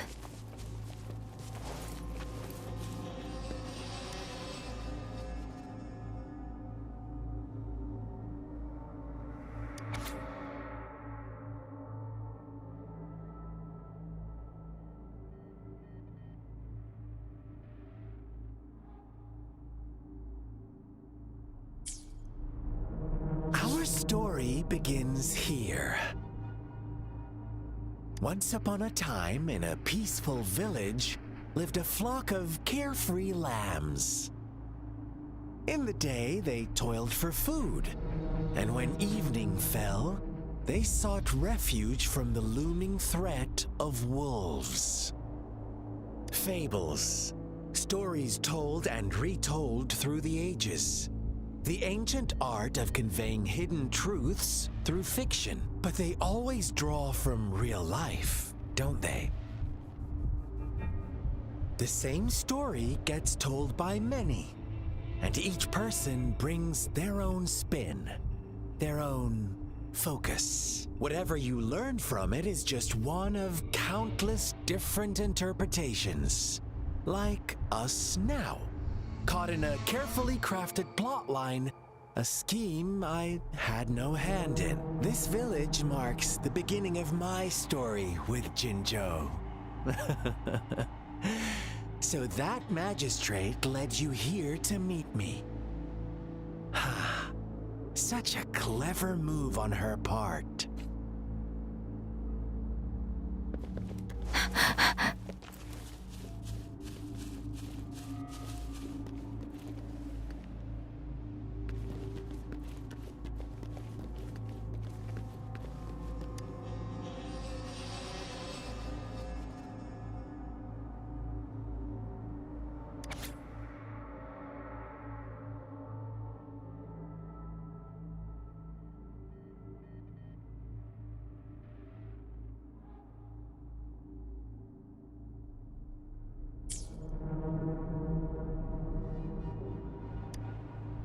One day, a shepherd visited the village. The shepherd brought them promises of abundance and protection. The lambs, drawn in by his words, soon lived in comfort and security. Nope, quite the opposite. The shepherd's arrival is only the beginning. With a wave of his hand, the shepherd could grant their every wish. His flock obeyed, bowing their heads, pleading for better food and shelter. They no longer had to struggle for survival, as their once meager lives were replaced with endless luxury. The flock worshipped their shepherd-turned-god, praising him and holding him in the highest regard. What's wrong? Does my story make you uncomfortable? Imagine you were one of those lambs, facing irresistible temptation and pressure from your peers. Wouldn't you? Oh, so we agree already. You are right, but the world we live in falls short of our ideals. The shepherd still reigns, and the lambs have grown complacent. It's up to the two of us to make that ideal world a reality.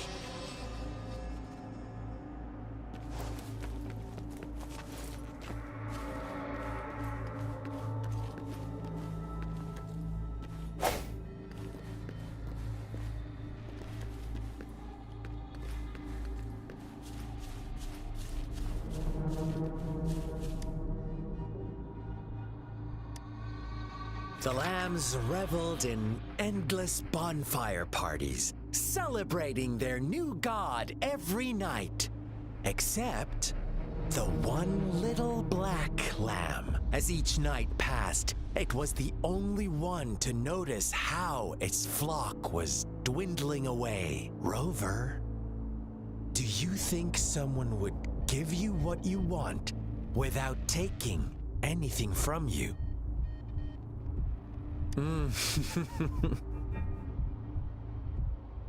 I once believed that too. Thought as long as I paid a high enough price, I could get my desired outcome. But true equality is scarce, always has been. The world was never a fair place. Wouldn't you agree? To receive equal retribution, one must give more and more. And more. When every wish comes with a hefty price, people weigh their options carefully. When they can make someone else bear the price, they all rush to make more wishes. They don't consider they too may one day pay for another's selfish desire. Funny, isn't it?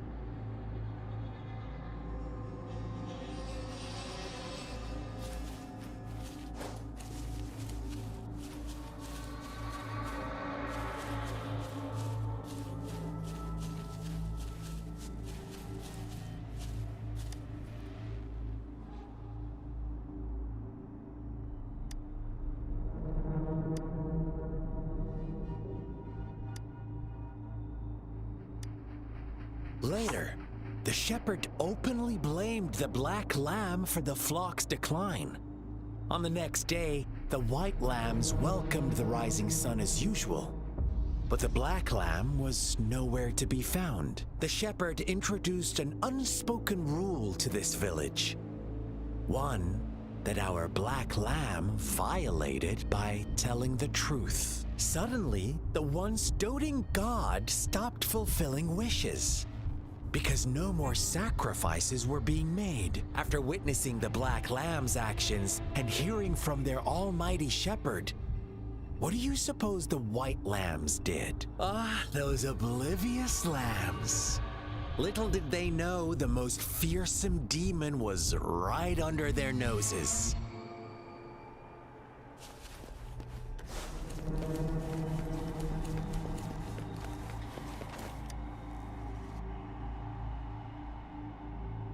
Well done. You didn't let any details slip. Now, I wonder, what is your takeaway from this story? Answer me and I'll reveal the truth of what happened.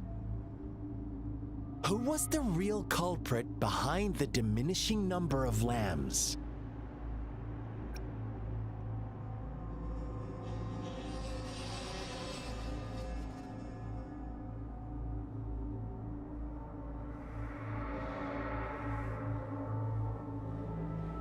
Indeed, the direct culprit was the shepherd. He held all the power, fulfilling wishes at a price. The lambs knew the risks, yet succumbed to temptation. Unfortunately, in the face of such temptation, they disregarded all the hidden risks, as disaster had yet to befall them. If they were given another chance, I believe they would still choose the same path. Inevitably, they accepted their fate and paid the price when their time came. Now, my second question. What price did the lambs pay for their wishes?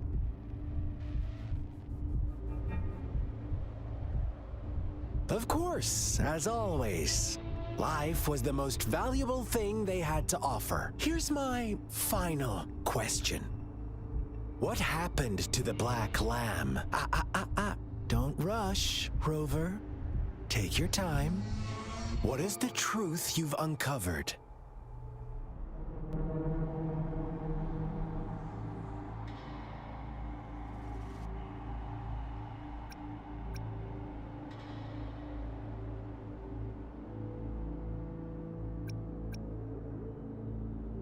The shepherd was granting wishes by sacrificing the lives of lambs. The flock found out the truth, but chose to be his accomplices, and they willingly offered the black lamb as another sacrifice. That's right!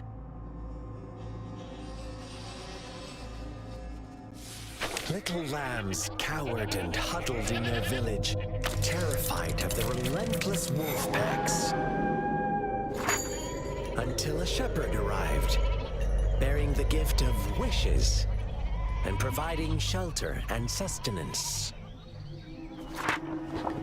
Slowly, the shepherd gained control over the flock, and the lambs lived contented lives. But this is not the end of our story. The shepherd found the solitary black lamb in his flock and offered to grant any wish it desired. In exchange, he wanted one of its companions as a sacrifice. The black lamb refused, and it was shunned by its flock, left without shelter or sustenance. After the black lamb's exile, more lambs continued to vanish. The shepherd then blamed the black lamb for breaking the rules and withheld his wish-granting power as punishment.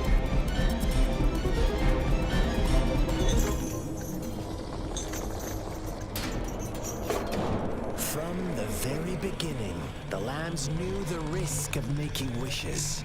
They too could become sacrifices for those of others. But they always believed it wouldn't be them.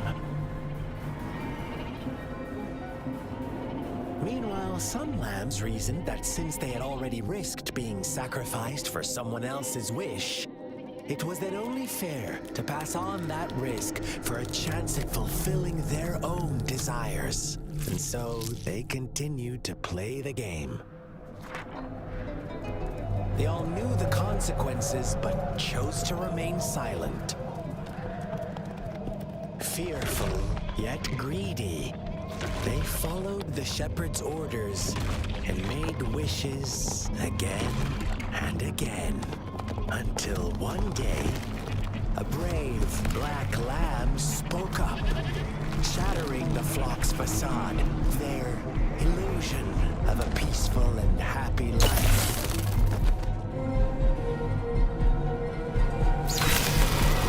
The black lamb got in their way, and that of the shepherd's greedy pursuit, sparking hatred in their hearts. Suddenly, they could no longer ignore the blood and ashes of past sacrifices littering the ground.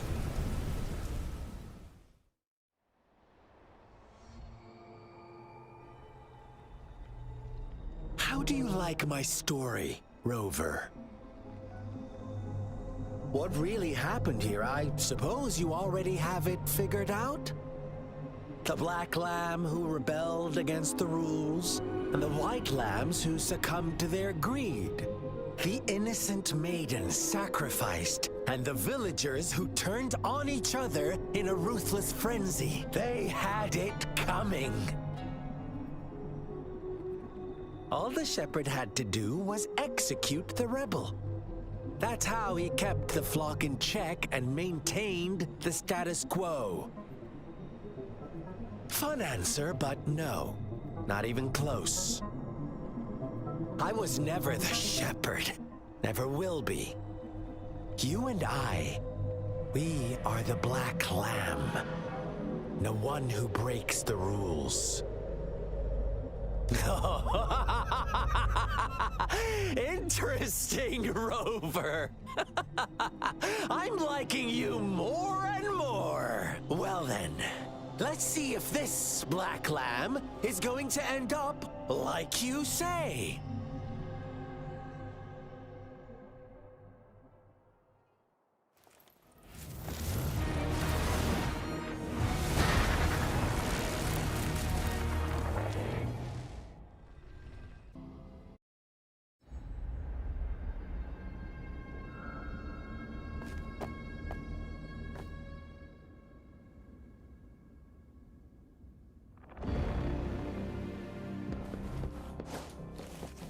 Welcome to the realm of endless chaos. Now is your time to think, Rover.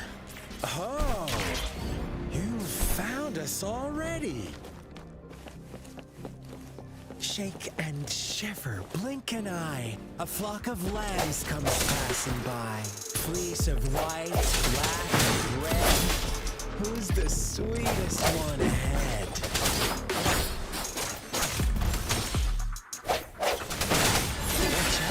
Dear, your pioneers are lying at your feet. Don't look back. Don't rush. One slip and you'll shatter to pieces.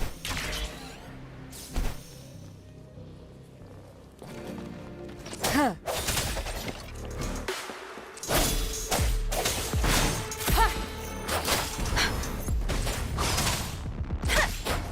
Speeding up. Speeding up. Speed. Such brutality. Can't you see? We are kindred spirits after all.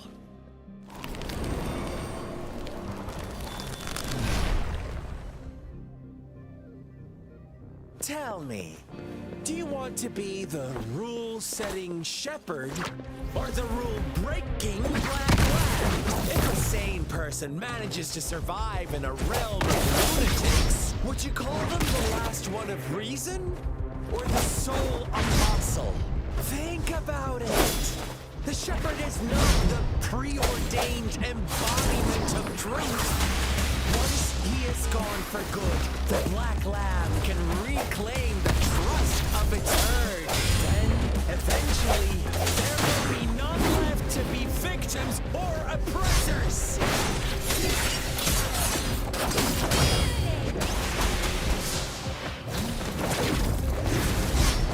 Ha!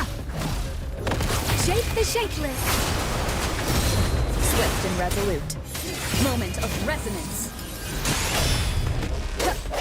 Let me be your blade. Sounds come forth.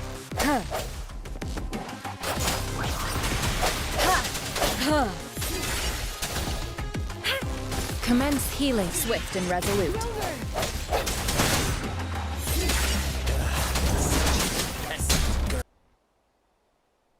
Rover?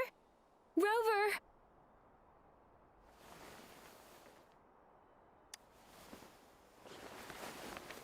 I shattered Scar's illusion.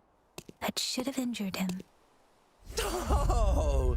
Should I thank you for showing me mercy? Stay away from her!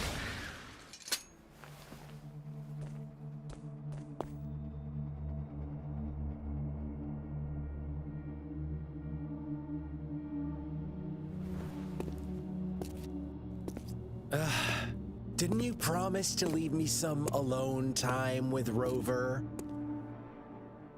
With one condition. I do hope you haven't let that slip from your mind. Don't let your improvisation trouble others. Look at you, rushing in to protect your precious, perfect movement. No worries. I know all the do's and don'ts. I don't need you to tell me what to do. Rover, it seems our happy little date must come to an end. But don't forget my sincere reminders. Let me know what you choose. An unexpected gift? An honest and open exchange? Or a highly risky gamble? The choice is yours. I know how smart you are. You won't make a hasty decision. We'll meet again in the not too distant future. They're gone. Should we go after them? Oh, don't worry. I'm okay. Scar's resonance abilities appear to involve teleportation and the manipulation of space. He trapped me in confinement, and I could only sense that it wasn't far from here. It took me some time to break that barrier. Sorry, Rover. If only I could have reached you sooner.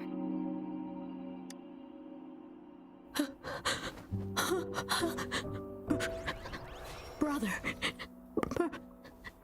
Brother. Huh? Why are you here, little one? I've never seen any tacit discord display such vivid emotions. The brother had mentioned. Could it be...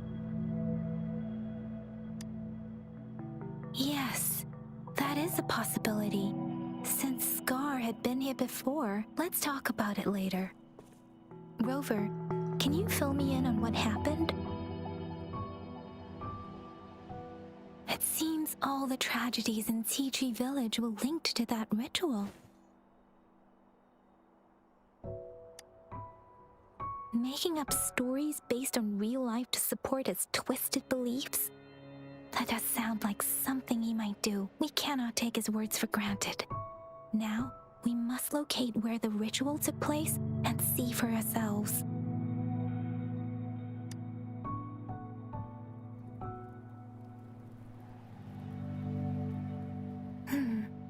What's the matter?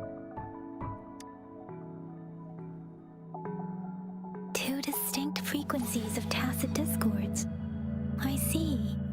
I can feel it in the streams. Over there. Follow me.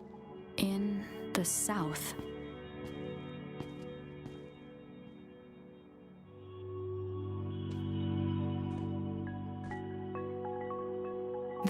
unharmed. Please rest assured. As you anticipated, Scar did not try to kill them.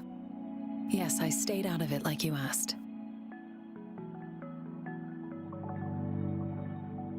Is everything all right on your end? Please be sure to stay safe, my lady.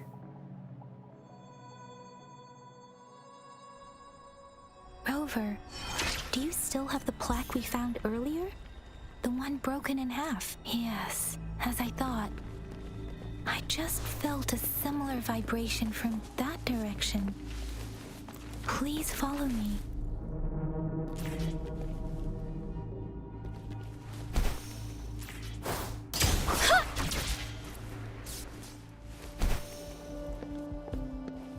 It's the missing half. We can piece them together now.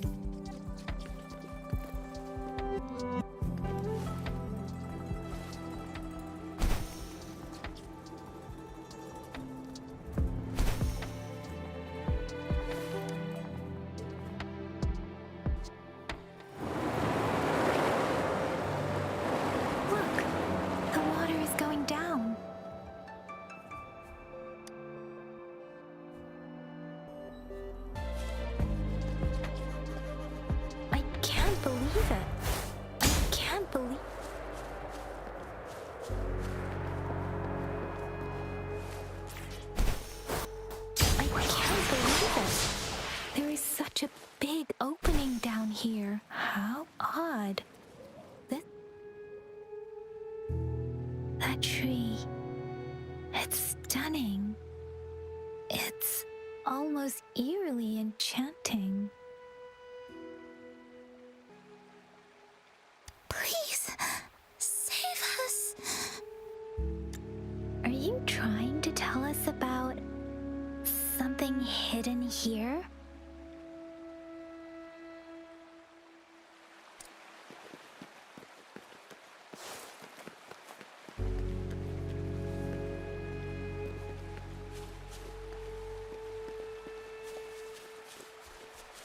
Where did it go?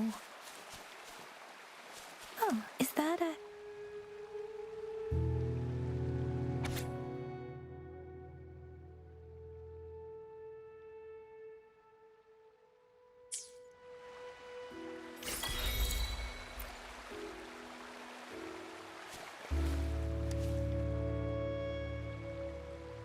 That girl just wanted to save her village. But those sacrifices didn't lead to redemption. I guess the tacit discord we saw stayed here to convey her last wishes. Please excuse me. It's getting a bit too cold here. Can we head back now? Sorry, Rover. I didn't feel comfortable down there. The air was heavy in that place, without any wind to speak of. But I could still feel so many emotions and desperate cries for help. I couldn't handle it. The villagers were a complex mix of emotions. Hope, resentment, and despair. And as I read the diary, I could feel the intense sorrow and longing of its owner. What was the diary's owner longing for? Was it the peaceful life she once had? Or did she miss her only family? The person who pushed her towards such a tragic end? My apologies. I got lost in thoughts again. I wish I could say such tragedies won't happen again. But I still lack the confidence to make that claim. It was tragedies like this that made me want to become an outrider.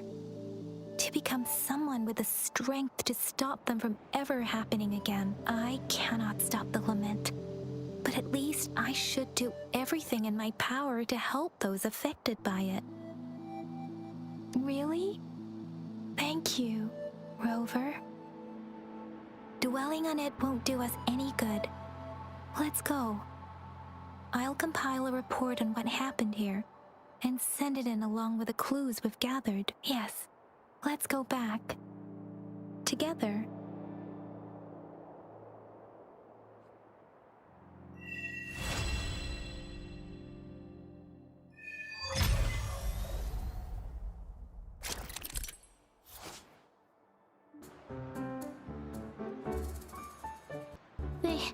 They say you have claws. We heard you can tear those monsters into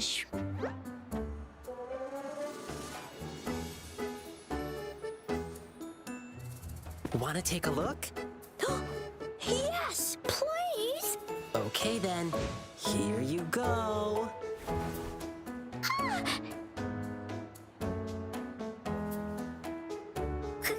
Candies! Try some. I hope these candies can make up for not showing you my impressive claws. See? He's not scary at all. Thank you, Ling Yang. You're welcome. Do come by to see our lion dance show tomorrow. I will.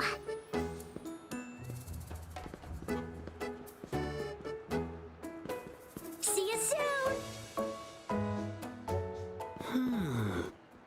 You smell unfamiliar, yet so powerful and so pure.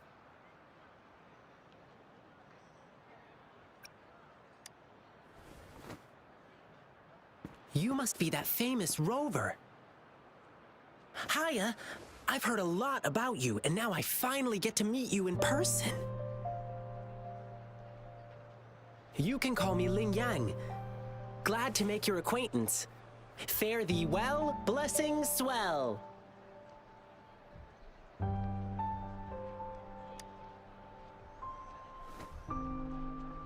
You really are different from everyone else. So we've shaken hands. Now we're good friends. Our troupe is doing a big lion dancing show tomorrow evening, and I'm now doing some advertising.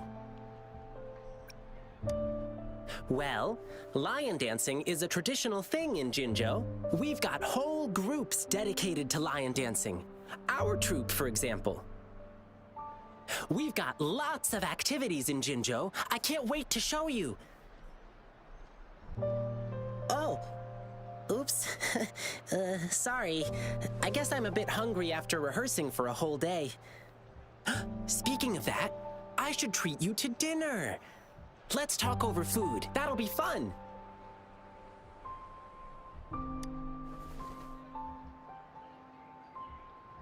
Don't get me wrong. This is just how we treat our guests here in Jinzhou. You'll love the hospitality here. I promise. But right now, I still have some other things to finish. I've been getting a ton of requests for private lion dances lately, and some happen to overlap with our big show tomorrow. And you know how important lion dancing is to the folks here in Jinzhou. Can't just turn them down. So, I had an idea. Why not combine all these personal requests into the grand performance? That way, everyone's happy. We can even customize the performances to cater to each client's needs. But first, gotta figure out exactly what our clients want. Rover, wanna come with me? We can go visit my clients on our way to grab food. I'll show you around and introduce you to our local customs firsthand. It'll be way cooler than just hearing about it from others. What do you say?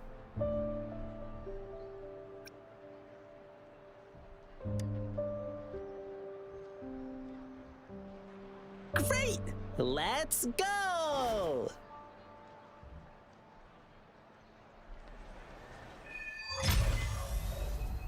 Okay, let me think. My first client's nearby. You might have seen them before. Just cross the bridge, keep going, and we're there.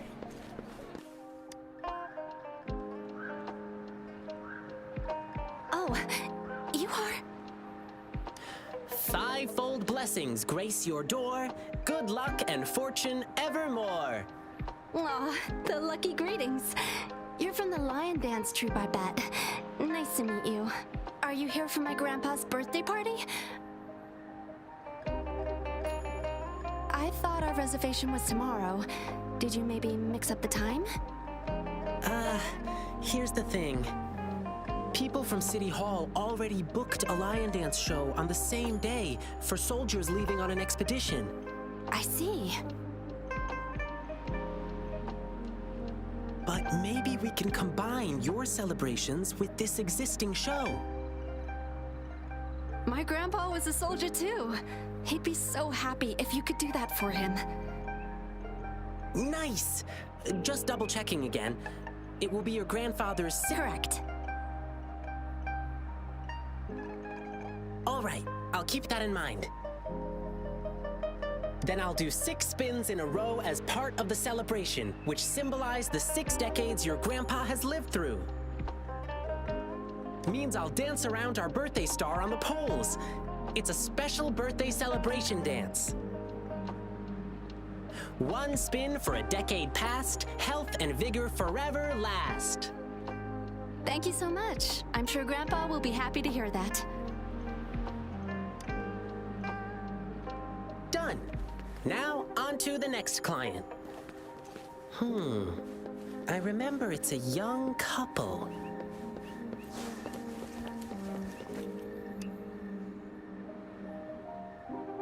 Blissful union, endless delight. Love eternal in thee a light. Oh my! Look who's here! Come here, Ling Yang. We're getting the wedding candies ready. Here's one for you. And this one here. Thank you for the candies. Actually, I'm here for that lion dance request you made. City Hall already booked a show for soldiers on the same day, so... Really? So you won't be able to perform for us? We were both born and raised in Huanglong, so we've been super looking forward to the lion dance officiant ceremony during our wedding. It's an interactive wedding ceremony. The bride and groom stand on either side of the lion dance performer. When the lion head opens its mouth, they put their hands inside and it bites down. It's called settlement. It symbolizes an unbreakable bond. I know this wedding means everything to you, and I don't want you to have any regrets. Your love is rock solid, and I can see that. The lion dance officiant ceremony would just be the cherry on top of your unbreakable bond.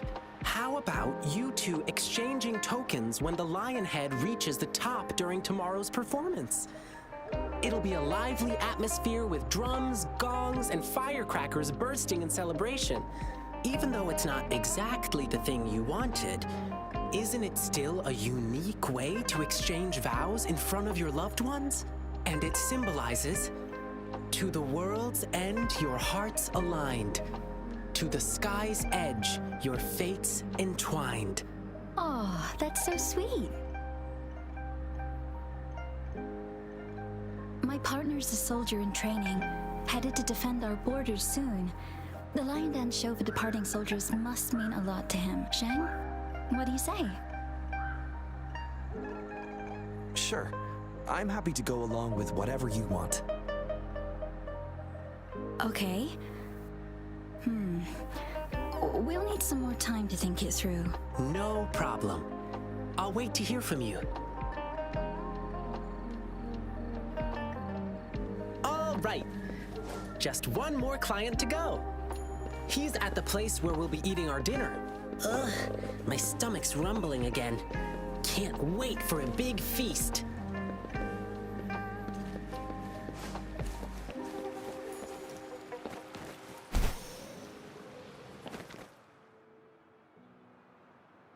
Here we are. This is the place. Heya, mister. Lion peppers on the beam. May your profits always stream. Oh, hi. Isn't that the Lin Yang boy? What brought you here? My lion dance request? I heard you were getting a ton of requests. I hope you can still fit mine in. Look, I got the lion pepper and everything. Just waiting for you to put on the lion head and chow down at my store opening. Sir, there's something I need to tell you. Yeah, I heard. My thing conflicts with the performance you're doing for the soldiers, right? Will you have to cancel? Exactly. So I was thinking we could incorporate some lion pepper elements into the show to make up for it. Nah, no need to worry about my little shop, boyo. Just focus on your big performance. Oh, and you must be... Looks like Lin Yang has made a new friend. Here, try this while you're here. A new snack I just came up with.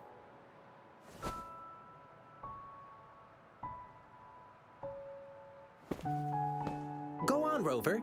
Dinner's on me. Mr. Shun Chai is a great chef. To really get to know a city, start with the food.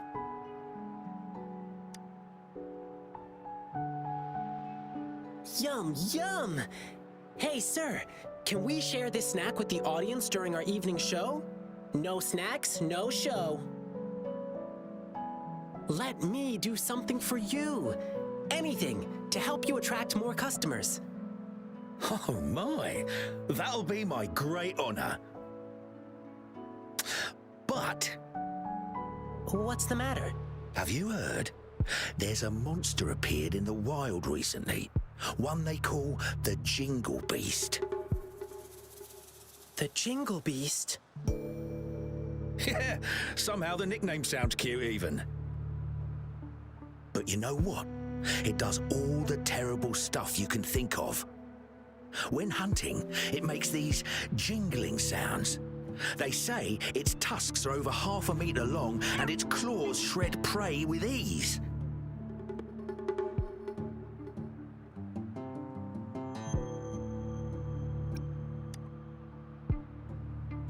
No, that's not true.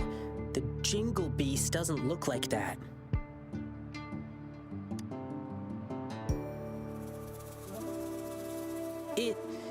It's a friend of mine. Wow! Actually, I need this one ingredient for my new snack. But the Jingle Beast has been messing things up. Can't find good meat anywhere right now. Do you have any other ways to... Well, there's only one place left to get it, and it's run by this exile group called the Savages. Apparently, they're in cahoots with the Jingle Beast, and that's how they still have meat for sale. But it's crazy expensive. 5 times the usual price. It's insane.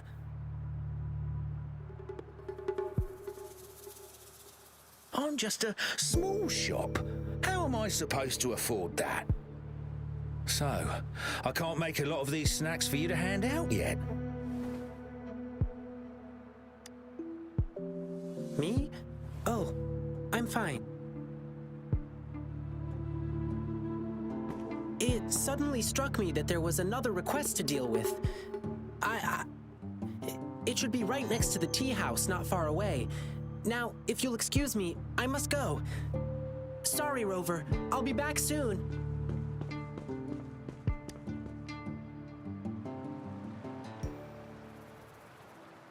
Oh, that's typical Lin Yang.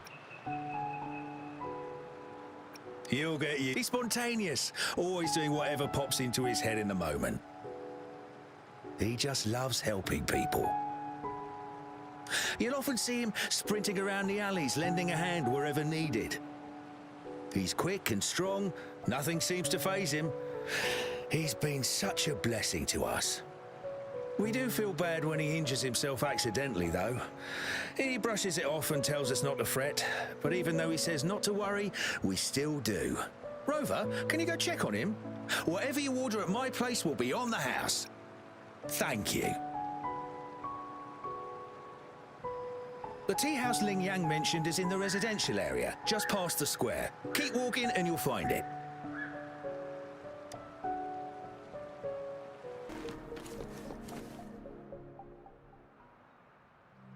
Sorry, but I'm not the one you're looking for. I never made any lion dancing requests.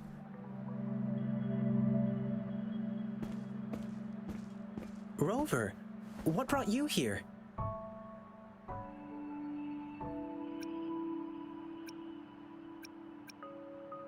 It's not a big deal, really. Thanks for coming to check on me. I received a strange request from the Bay family. It didn't mention any specific requirements. Could it be your parents? No, it can't be. Now, if there's nothing else, please excuse me. Please, one moment. Beishi, do you have an older brother? How did you know? The client who called me had a mature male voice. And since he said he's from the Bay family, there's only one other possibility. Beishi, has something happened to you? I'm Ling Yang from the Lion Dance Troupe. This is Rover. You can trust us.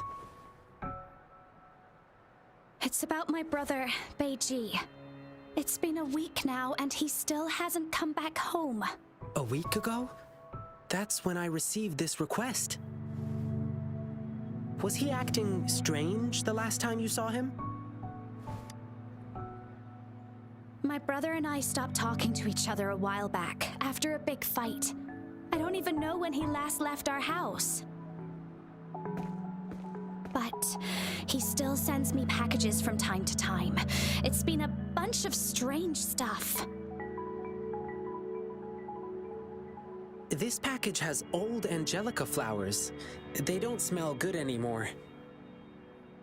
And these meats, they're almost bad, even though they're refrigerated. Anything else he told you? He mentioned hanging out with people from the Savages in one of his letters.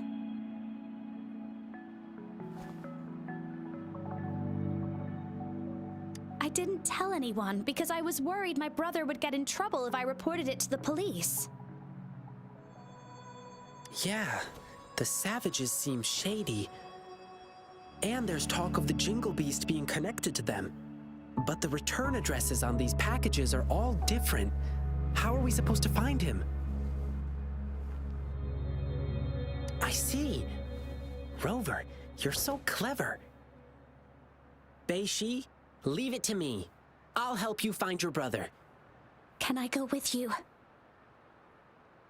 I get it, Beishi. You really want to find your brother. But it's dangerous out there with the TD outbreaks happening more frequently. I can't guarantee your safety if we run into a spreading tacit field. I can handle it. I used to be a member of the Pioneer Association too. Us pioneers never back down from a challenge. But If you insist. Okay, but we'll need to ask Rover about it. She is a strong resonator. With her, we'll be safer on our journey. To be honest, I don't want to drag my friend into this. But this is an emergency, and Beishi wants to tag along, so I'm asking a favor of you. Rover, I know it's a big ask. But please, please help me.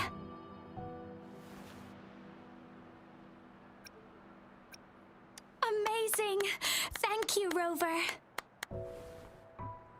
The guy who brings my packages is always the same dude, and I know where he works from. Okay, let's get this dealt with. Rover, are you ready?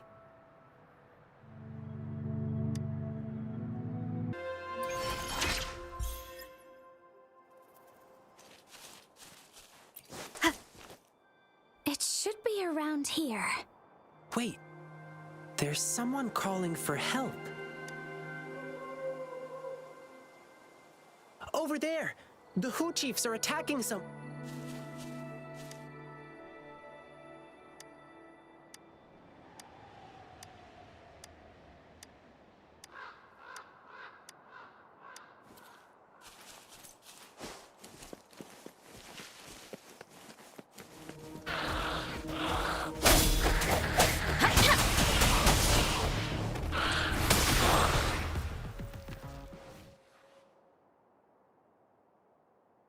Thank you. You saved my life. Are you all right?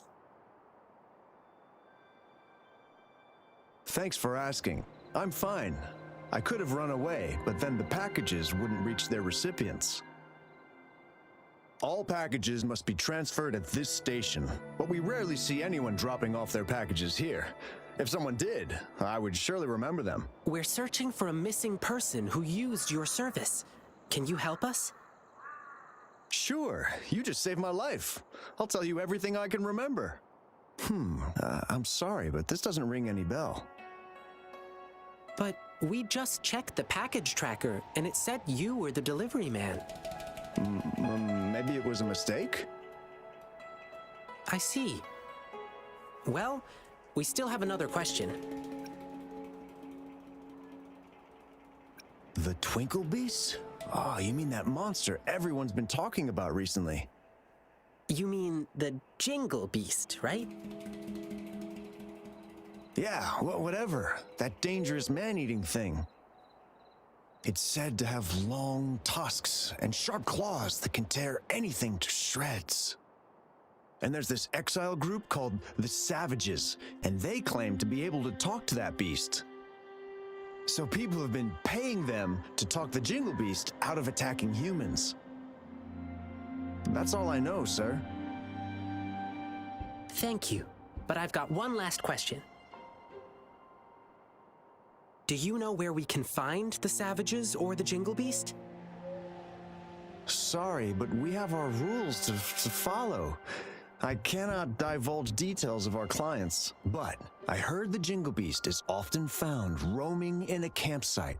It's somewhere near a broken tree on that mountainside. Well, those working on the guard tower can often spot it, too. I see. Thank you for answering my questions. Sir, may I remind you? That thing is very dangerous. It's ferocious beyond your wildest imagination. Please be careful. And there may be more than one of them. Don't worry. If there really was a second Jingle Beast, well, I'll have to see it for myself.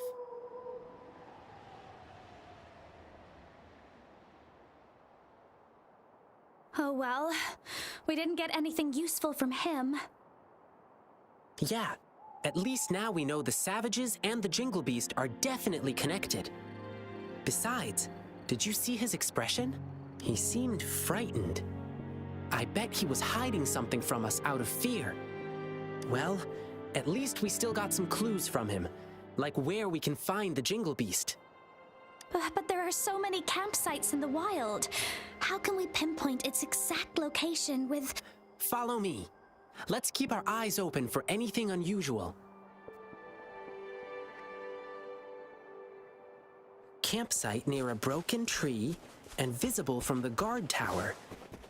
I think I know where it is. That's the place. Let's look around and stay alert.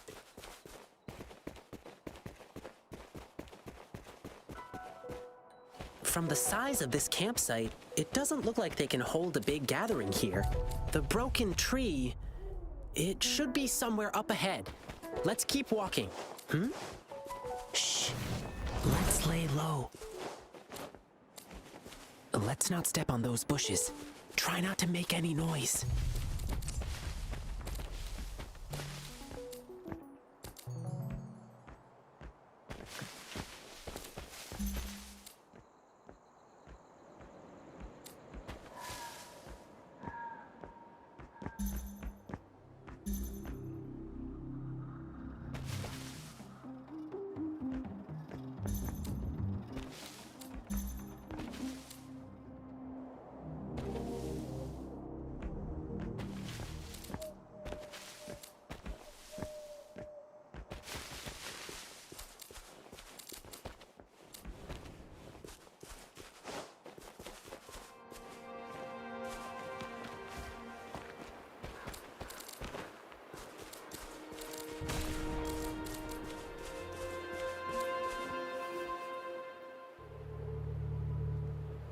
How did it go? You're so smart, boss. That Jingle Beast rumor really did the trick. So they're really here? Shh, keep quiet. Do you see these bushes? These bushes are not supposed to grow so well on exposed ground. Must be planted on purpose. There might be traps hiding underneath. Let's stay put and listen to what they're saying. Oh, about that new guy? He's been getting things down quickly. I'll give him that. He's too nosy. Can't shut up about the jingle beast. Let him go find the beast if he's so eager. And then we'll handle him ourselves. Boss, I heard this guy we're dealing with is tough. He probably won't believe in the Jingle Beast rumor. Let's see how he feels after we rough him up in the dark. You get it now? Brilliant plan, boss. You're relentless. Watch and learn, kid. You're just a pup. You don't know what really scares people. But I'll come with you this time. All right, everyone, let's go. Grab your stuff. Phew. Are they gone? No. Wait, they're still near. I can still hear them breathing. They're on high alert. But they're still inexperienced by beast standards. Okay, now they've gone farther away. Let's go check it out.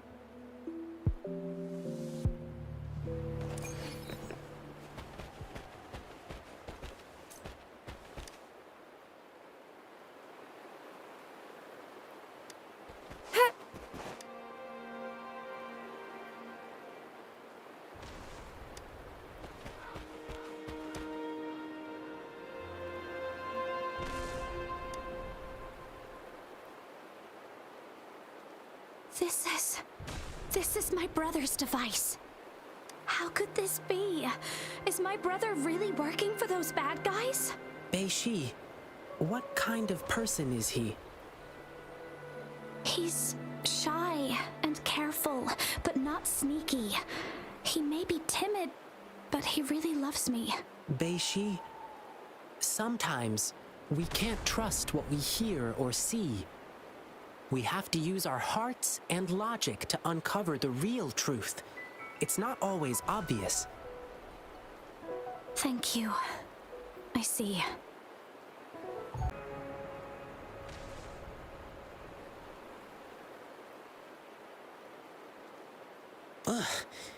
The top priority now is to find clues about Bei-Ji's whereabouts. Now we have another problem. We have to keep tabs on the savages to see what they're planning. According to what we just heard, their next victim is about to show up. Rover, I understand your anger. But they are super alert. It'll be too risky for you to go alone. Besides, I know the wilderness better than them. Maybe I should go. I want to ask you to take Bei-Shi and go look for her brother. She'll be safer with you by her side. If anything happens, I'll call you. Thank you, Rover. You take care of yourself, too.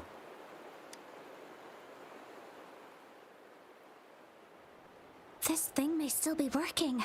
My brother could have left me a message.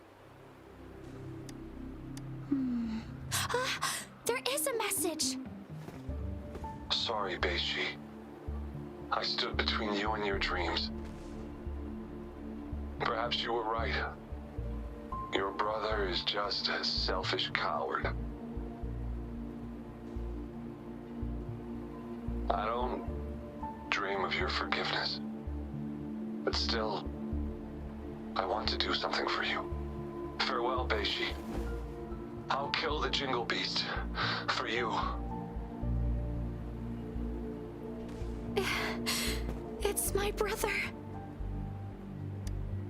It's probably because I joined the Pioneer Association. My brother was really against my decision. But that was my childhood dream. So we had a big fight.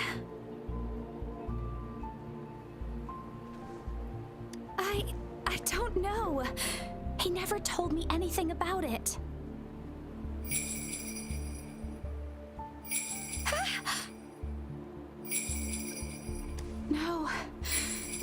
the Jingle Beast. I know that sound too well. A while ago, when I was on a mission in the wilderness, I got ambushed by tacit discords. As I struggled to escape, I heard the sound of a bell ringing in the distance. I can't remember. I was so scared my mind went completely blank.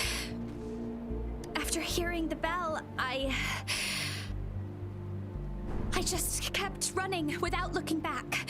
That bell kept chasing me and only disappeared when I reached a safer place.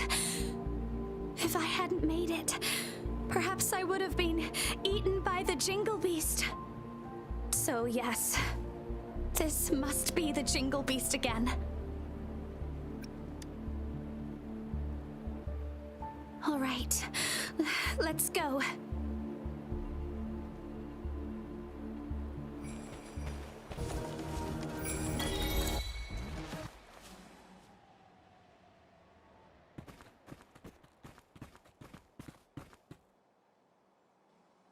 Rover! Wow, it's only been minutes since I sent you the signal. Didn't expect you to arrive so soon. While I was tailing the savages, I overheard them talking about where Beiji went.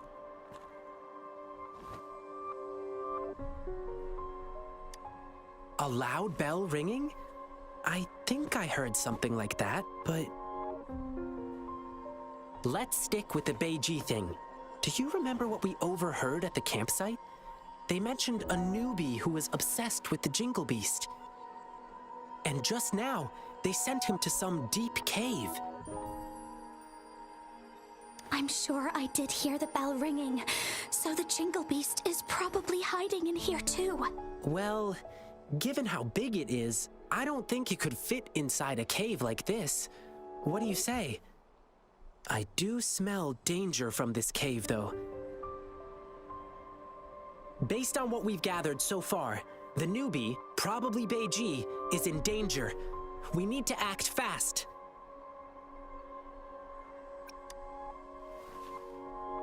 Rover, I've always known how strong you are. I probably shouldn't be asking you for more help, but Beiji is in danger, the situation's looking dire, and we need your aid. Could you please help us rescue him? Your help would mean everything to me.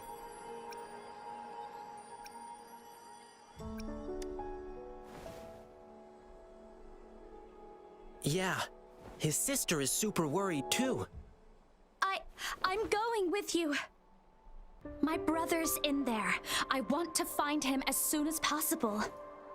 Beiji, I understand how much you want to find your brother. But it's really dark inside, and we've got no idea what could be hiding in there. We'll be stretched thin just watching each other's backs. Besides, I have a more important thing for you to do. I need you to go back to the city as fast as you can. Let patrollers know what happened today, and request their help. But I don't want to run away from danger anymore. Beiji, as an explorer of the Pioneer Association, I trust you understand. A seasoned explorer knows how to make sound decisions in the moment. And sometimes, choosing to retreat doesn't mean we are weak. Please trust Rover and me. We promise to bring your brother back safely. Yes, I will. Please help him. And please stay safe, you two. No worries. We'll bring him back.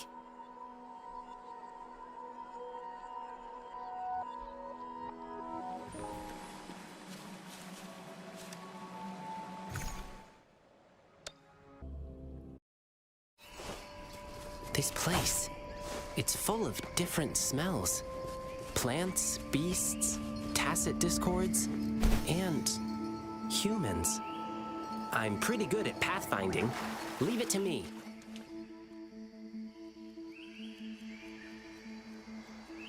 Look, I bet Beiji dropped this. From what Beiji described, Beiji doesn't sound like someone brave enough to come here alone. But Why does he have this bizarre obsession with the Jingle Beast? I guess this is the only way ahead. Let's keep going.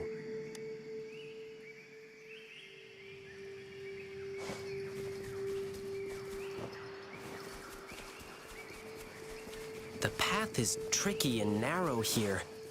Tacit discords could be hiding. Let's be careful as we move on.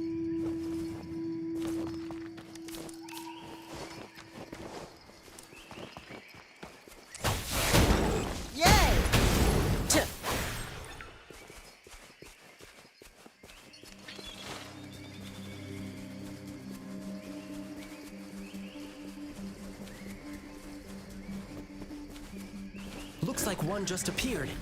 I'll handle it. Stay back.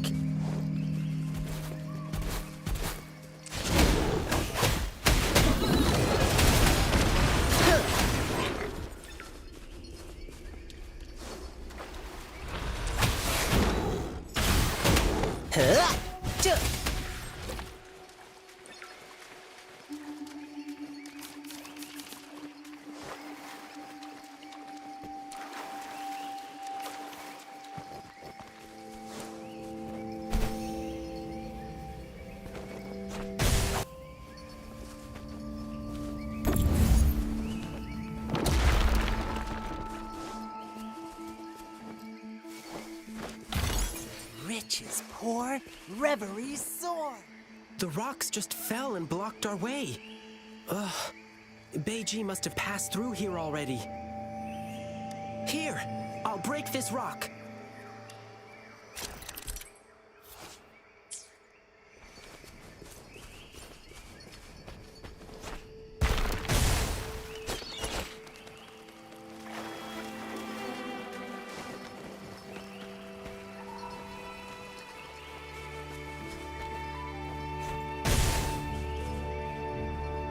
Watch out!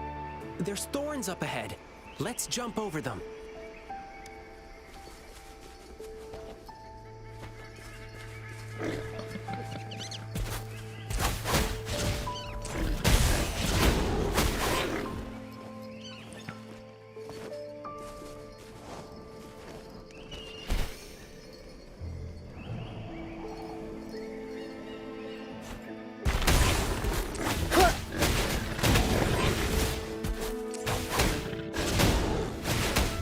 Storm!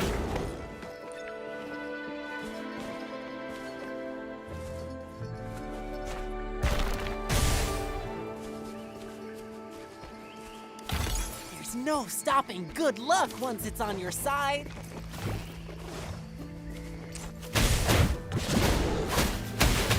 Swift and resolute. I sense your weakness.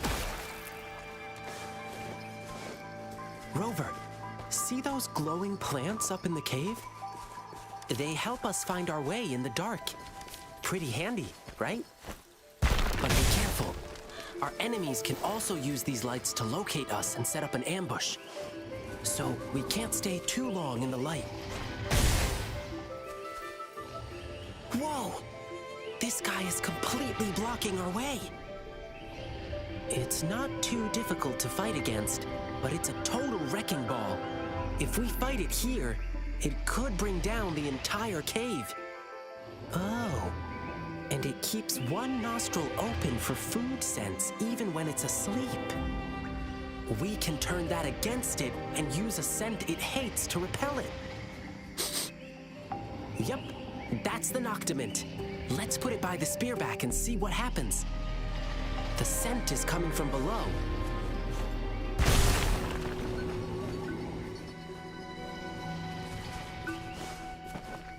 The rocks here look so funny. They kind of resemble the plum blossom poles we use in lion dancing. How about this? Kick, slide, and glide. Oops, sorry. I always recite this as I hop on the poles. So many thorns here. One prick from these thorns hurts more than a fall. Let's glide over them.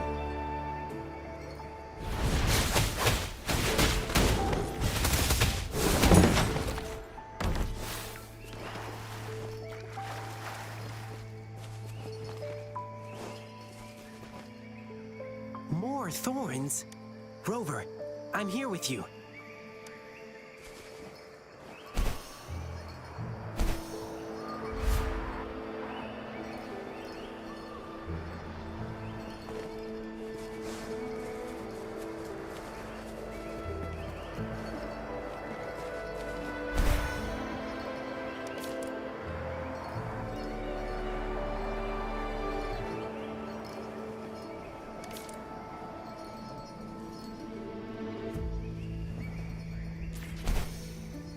The Noctimint smells near. Let's go and have a look.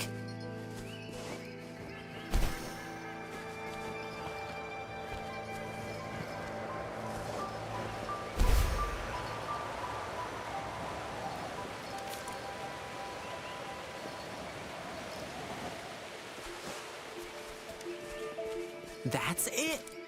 The Noctimint we're looking for. Now we can safely distract that spearback.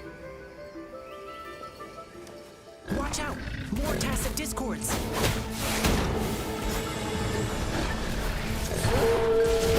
Disperse!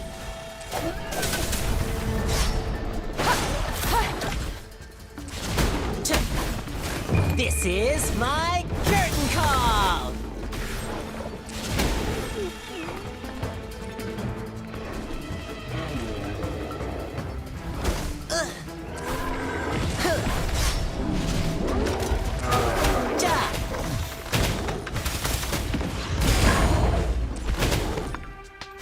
Swift and resolute.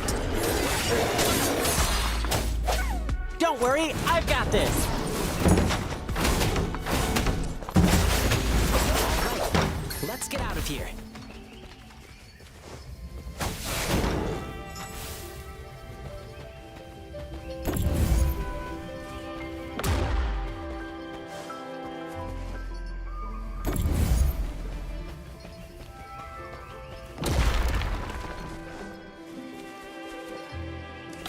Our efforts paid off!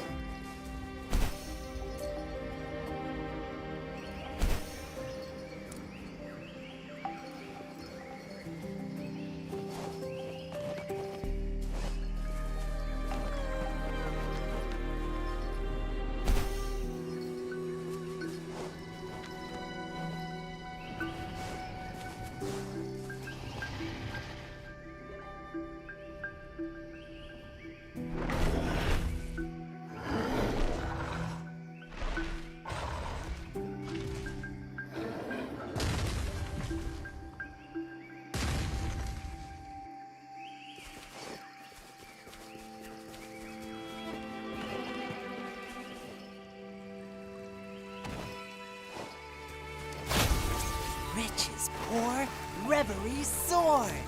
Phew! Been a while since I last swam. This feels so good. Whoa! I didn't expect the inside of this cave to look like this. This is so beautiful. This plant only grows in dark places, and I haven't seen it in a long time. I miss it a little. Let's keep moving. Where'd you think you're running to, brat? Didn't expect you to make it this far. Shame these monsters didn't get you yet. Oh well, at least we'll get to claim your sorry corpse later. I'm not afraid of you. I know all the dirty things you've done. I've already sent out proof against you.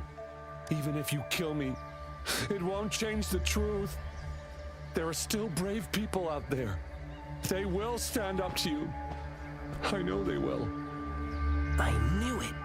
Beiji wasn't working with them.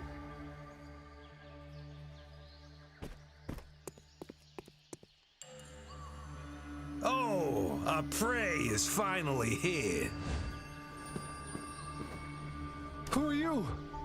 Run! Run while you can! They're targeting me! Run, don't even think about it. You think you were smooth? We saw you spying and creeping up on us. We just played dumb to lure you in. And now we gotcha. Time to pay for your sneaky ways. Boss, you're the best. Surrender now, and you may die in one piece. Why would you choose to live like a beast when you could be a human? If you call yourselves beasts, then you should know. Every beast has its own hunting game. Sometimes, a beast pretends to be weak, to give their prey a false sense of security. Make them assume they're the hunters. What? I haven't been this angry in a while.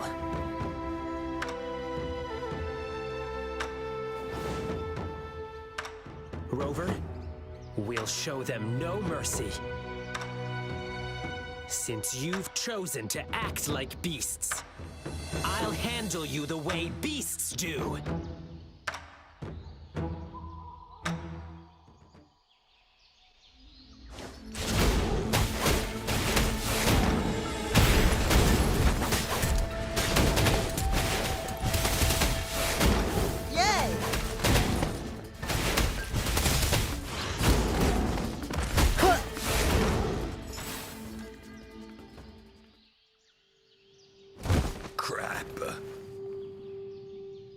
Oh no, boss.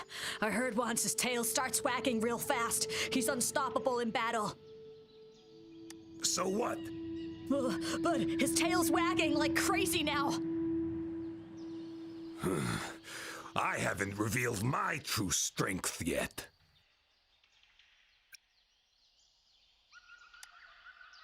Wow, you're so strong.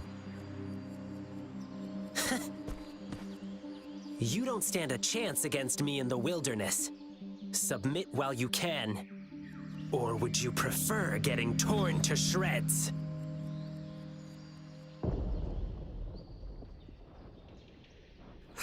You startled those things awake. Boss, what do we do now? Well, We're fighting them?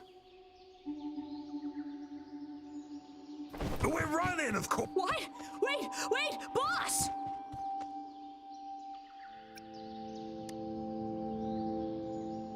Rover, watch out!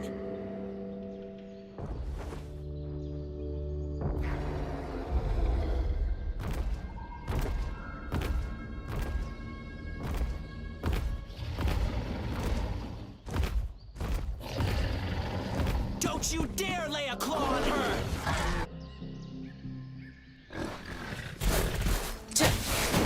That's curtains for you. Drumbeat strong, ill fortune gone!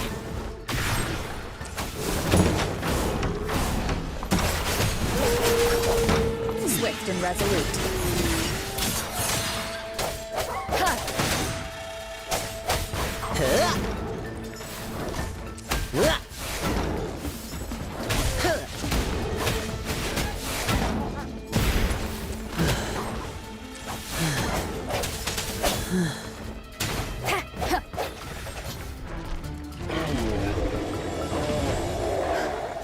Moment of resonance. No hesitation. Don't worry, I've got this. Ha! Ja!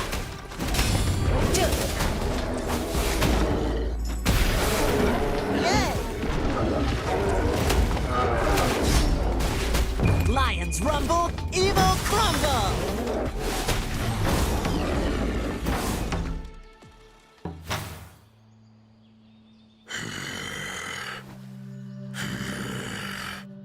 You hurt my friend. You die.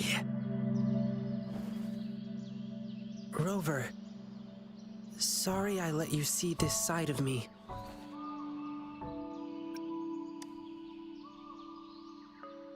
Thank you. That would be great. I'm alive. Thank you for saving me. Oh, and, sorry, but, who are you? My sister? Beishi? She's been worried about me. Is she doing okay?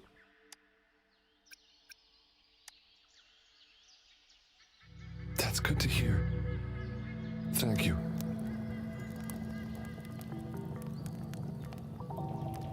I didn't expect she would.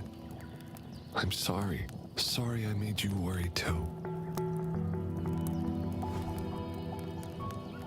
Yeah, I guess you've already heard some of it from her.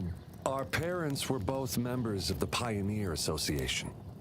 They were famous explorers until we lost them to an accident. We've been struggling to survive since then.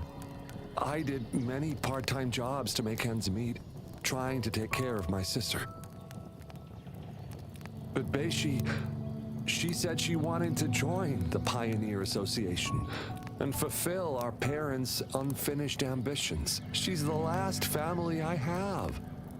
I was really scared I'd lose her too. I tried to ban her from joining the Pioneer Association. We got into a huge fight. We haven't really talked to each other ever since. But to be honest, when she was accepted to join the association, I was really happy for her. Unlike me, she is brave, positive, and always willing to try new things.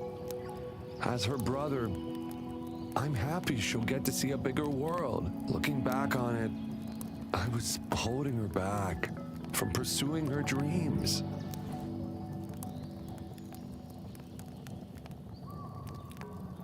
Yes, I shouldn't have tried to make the decision for her.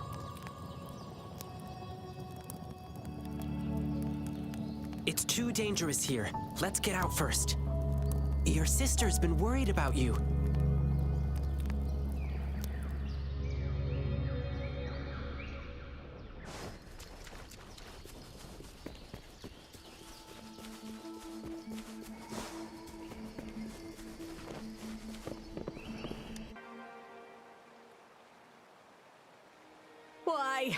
Why did this happen?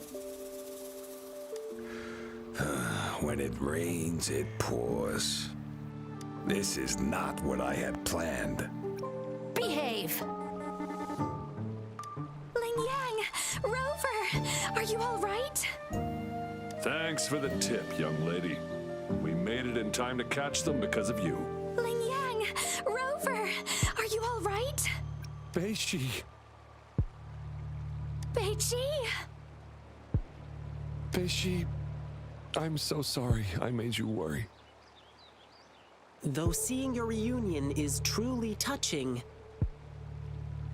I still gotta say, this isn't the right place for conversation. Let's head back to the city first.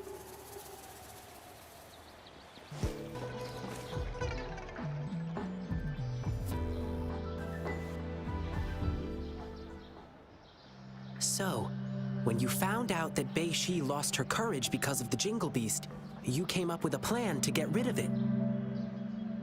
Yeah. I thought I could kill the Jingle Beast and make my sister happy again. And I heard rumors about an exile group called the Savages. Said they knew how to talk to that beast. So I thought... Yes, I wanted to prove my courage. Wanted to make her proud of me. I just wanted to show her. If her timid brother could do it, so can she.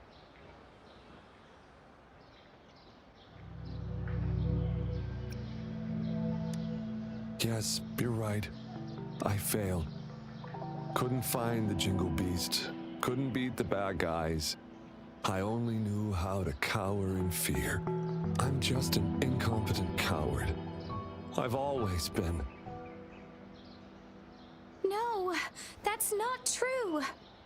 At least you didn't choose to work with those bad guys. Succumbing to desire and killing their own kind, these are the deeds of beasts. It's a uniquely human trait to go against their natural instincts, even sacrificing themselves for someone else or for a greater cause. It only takes a moment for a human to descend into beastliness. But holding on to one's humanity requires unwavering commitment and courage. Beiji, you've already proved your bravery. I'm sure your sister is proud of you too. Really? Yes, I love you, brother. But promise me you won't do anything stupid again. Okay, yes, I promise you. But, at least I did find something this time. We now know the so-called Jingle Beast is just a bluff. So, Beishi, you don't need to fear it anymore. But I did hear the bell. Perhaps it was just your imagination. Or maybe it was some tacit discords? No way. I heard it loud and clear. I couldn't have mistaken it. I guess we still need to help Beishi get over the Jingle Beast. Rover, Lingyang, we'll be going home now. Sorry for the trouble I caused. Sure. Go get some good rest. Don't forget to come see the lion dancing show tomorrow. Tomorrow? Don't tell me you've forgotten your lion dance request. No, I didn't. Sorry. Actually, I made that request to further investigate the Jingle Beast. But now, I guess that's no longer necessary. I see. I know you've still got questions about the Jingle Beast. Who knows? You may find the answers in tomorrow's lion dancing show. I see. We'll come watch the show. Yeah, please do come, okay? Rover, I know you still have a lot of questions to ask. And there are things I'd like to discuss with you. Please, follow me.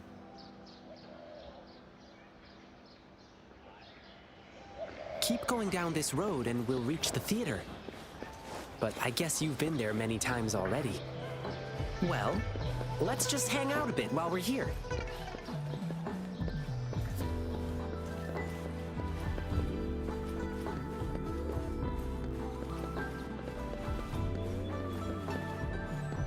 Sir, may your business boom! Thank you, Lin Yang.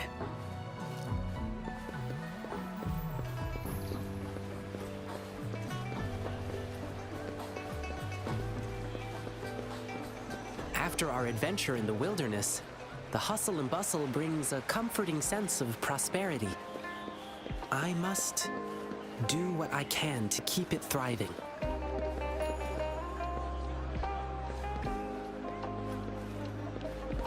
Have a happy wedding, Miss Lin Ling. Thank you, Ling Yang. Miss Ganchue's shop is always so popular. Let's not bother her now. Her souvenirs are all made with care. I'm sure people will love them.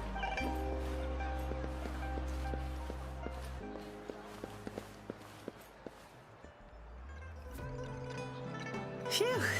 And now we're back. Ling Yang, you're finally here. Master's been looking for you. Oh no, I completely forgot. Rover, could you look around backstage for a bit? See if you can find anything that might help Beishi overcome her fear. I'll be right back. Well, hurry up. Master's getting angry. I'm coming! I'm coming!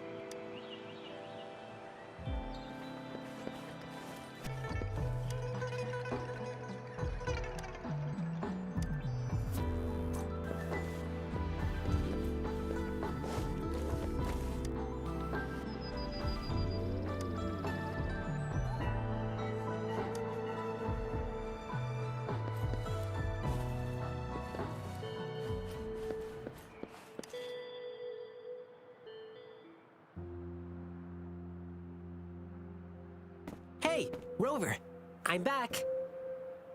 My master is super strict before our performances. He wants us to give our all for the people of Jinzhou. Can't disappoint them.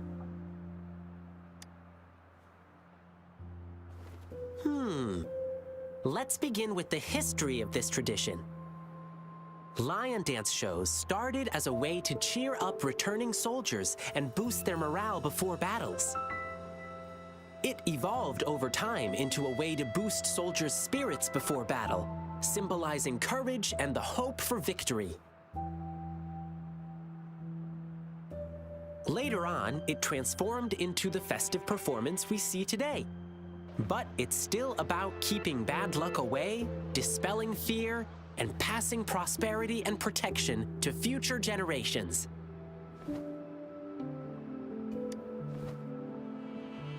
Beishi got hit pretty hard during the attack, and she probably blanked out for a bit.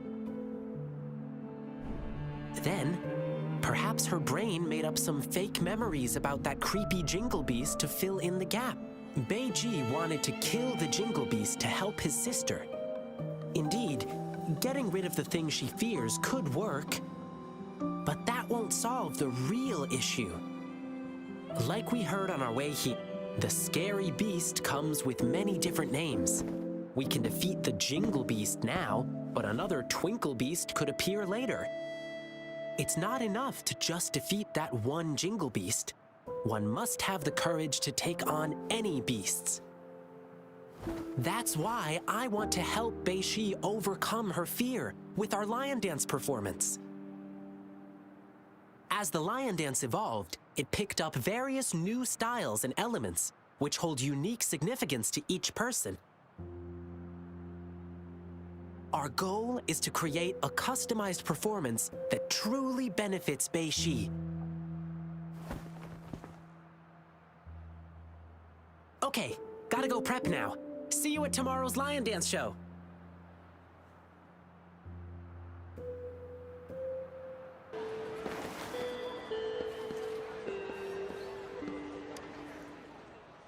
Hi, Rover, there you are.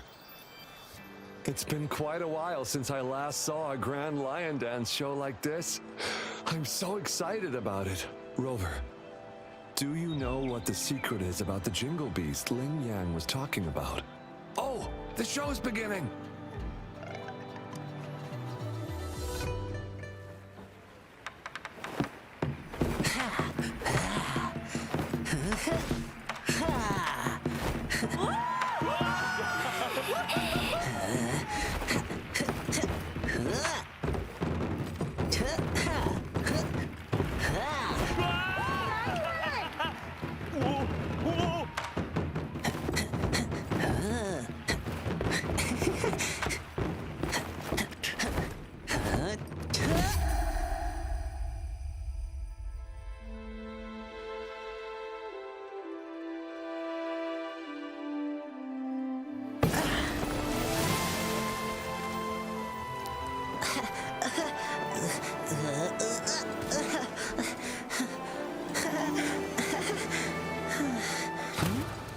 Someone's calling for help.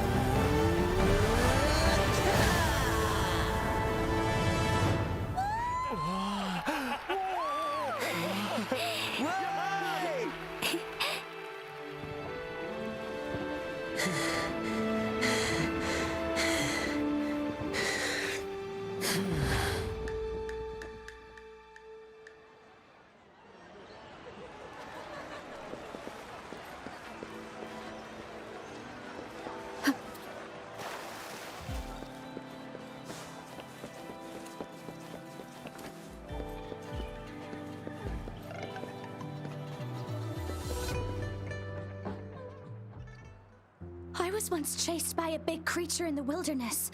All I could hear was a bell ringing, and my only thought was to run away. Then I heard about the Jingle Beast, so I figured it must have been what attacked me.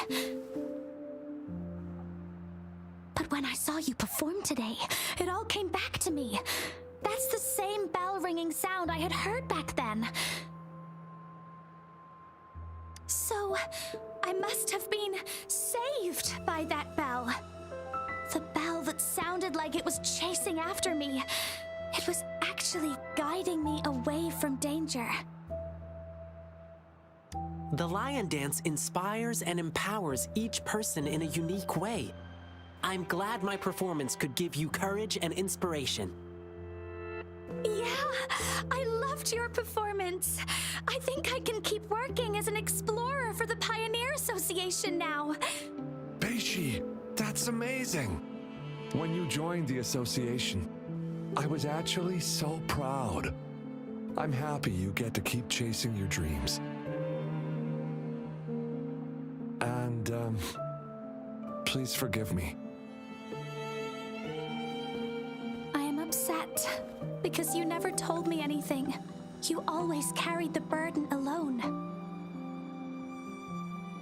You didn't even tell me you were gonna go kill the Jingle Beast. Don't you ever do something like that again. I promise. Let me treat you to something as my sincere apology. I know a nice food stall. It's right up ahead in the square. You should check it out. Awesome. Beishi, let's go.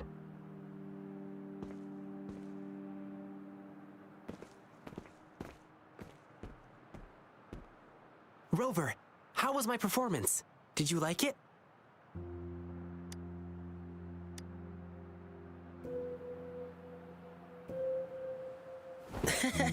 Getting your compliment is all that matters to me. Rover, thank you so much for your help. I couldn't have accomplished any of this without you.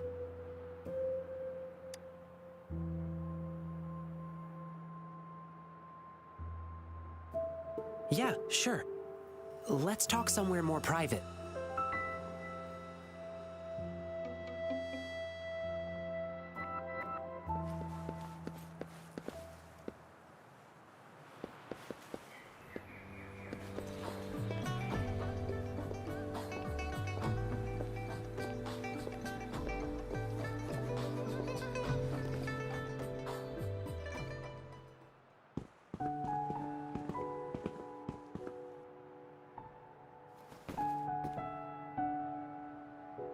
Rover, let's talk here.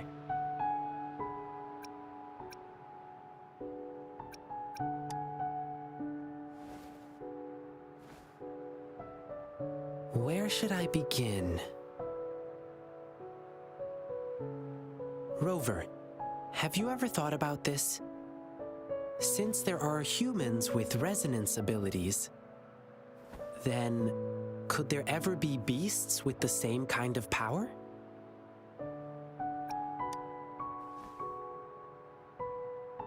Uncontrolled emotions in human resonators lead to disasters. It's even more dangerous in beasts, as they follow instincts. Over time, most of them died out, driven extinct by their unrestrained desires. Beasts that can bring their power under control are extremely rare, but they do exist. And the Jingle Beast, it happened a long, long time ago. The Jingle Beast wasn't called the Jingle Beast. It used to have a name. It was called Swan-Ni. Back then, the Swan-Nis lived a tranquil life in deep forests. However, when the Tacet Fields expanded rapidly, their territories were not spared. Some of them had to encroach upon certain human territories for a chance to survive. Humans suffered greatly against the Swan-Nis, with their terrifying appearance, powerful resonance abilities, and wild animal instincts. And that's why the Swanese were deemed evil.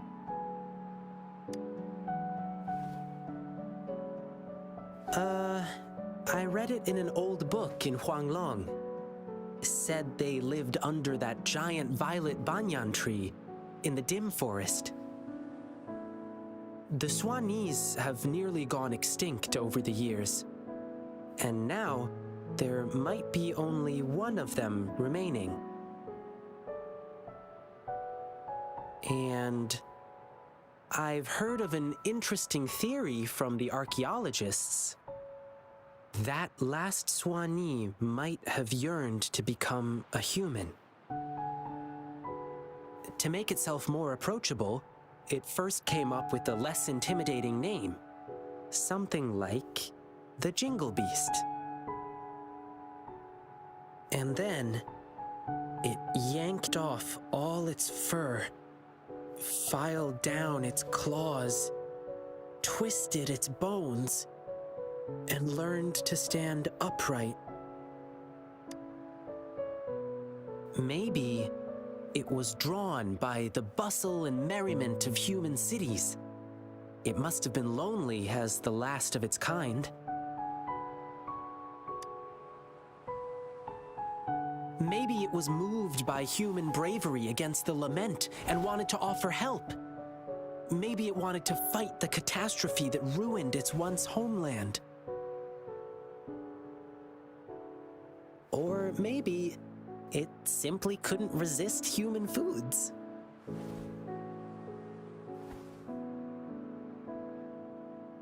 Anyway, it never really became a human in the end.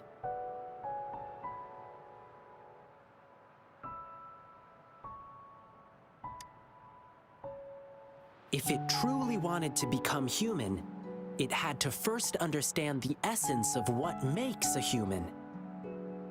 If you ask me, the essence would be the heart of a human.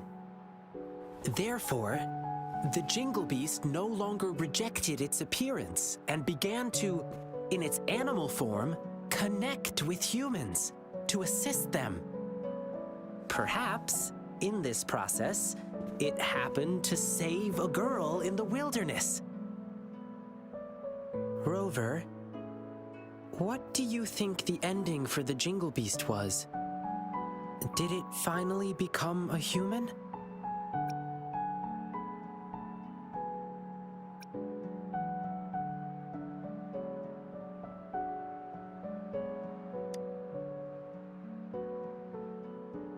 Well, is that what you think? I think the Jingle Beast no longer cares whether it's a human or a beast. It lives in its own way. In this world, there are beings with the appearance of a beast and the soul of a human, just as there are beings with the appearance of a human and the soul of a beast. All it needs to do is be true to itself. It will remain resolute and convey the beautiful and inspiring qualities it once saw in humans in its own way. Oops, I got carried away and almost forgot. Here, keep this bell as a memento. Thank you, Rover.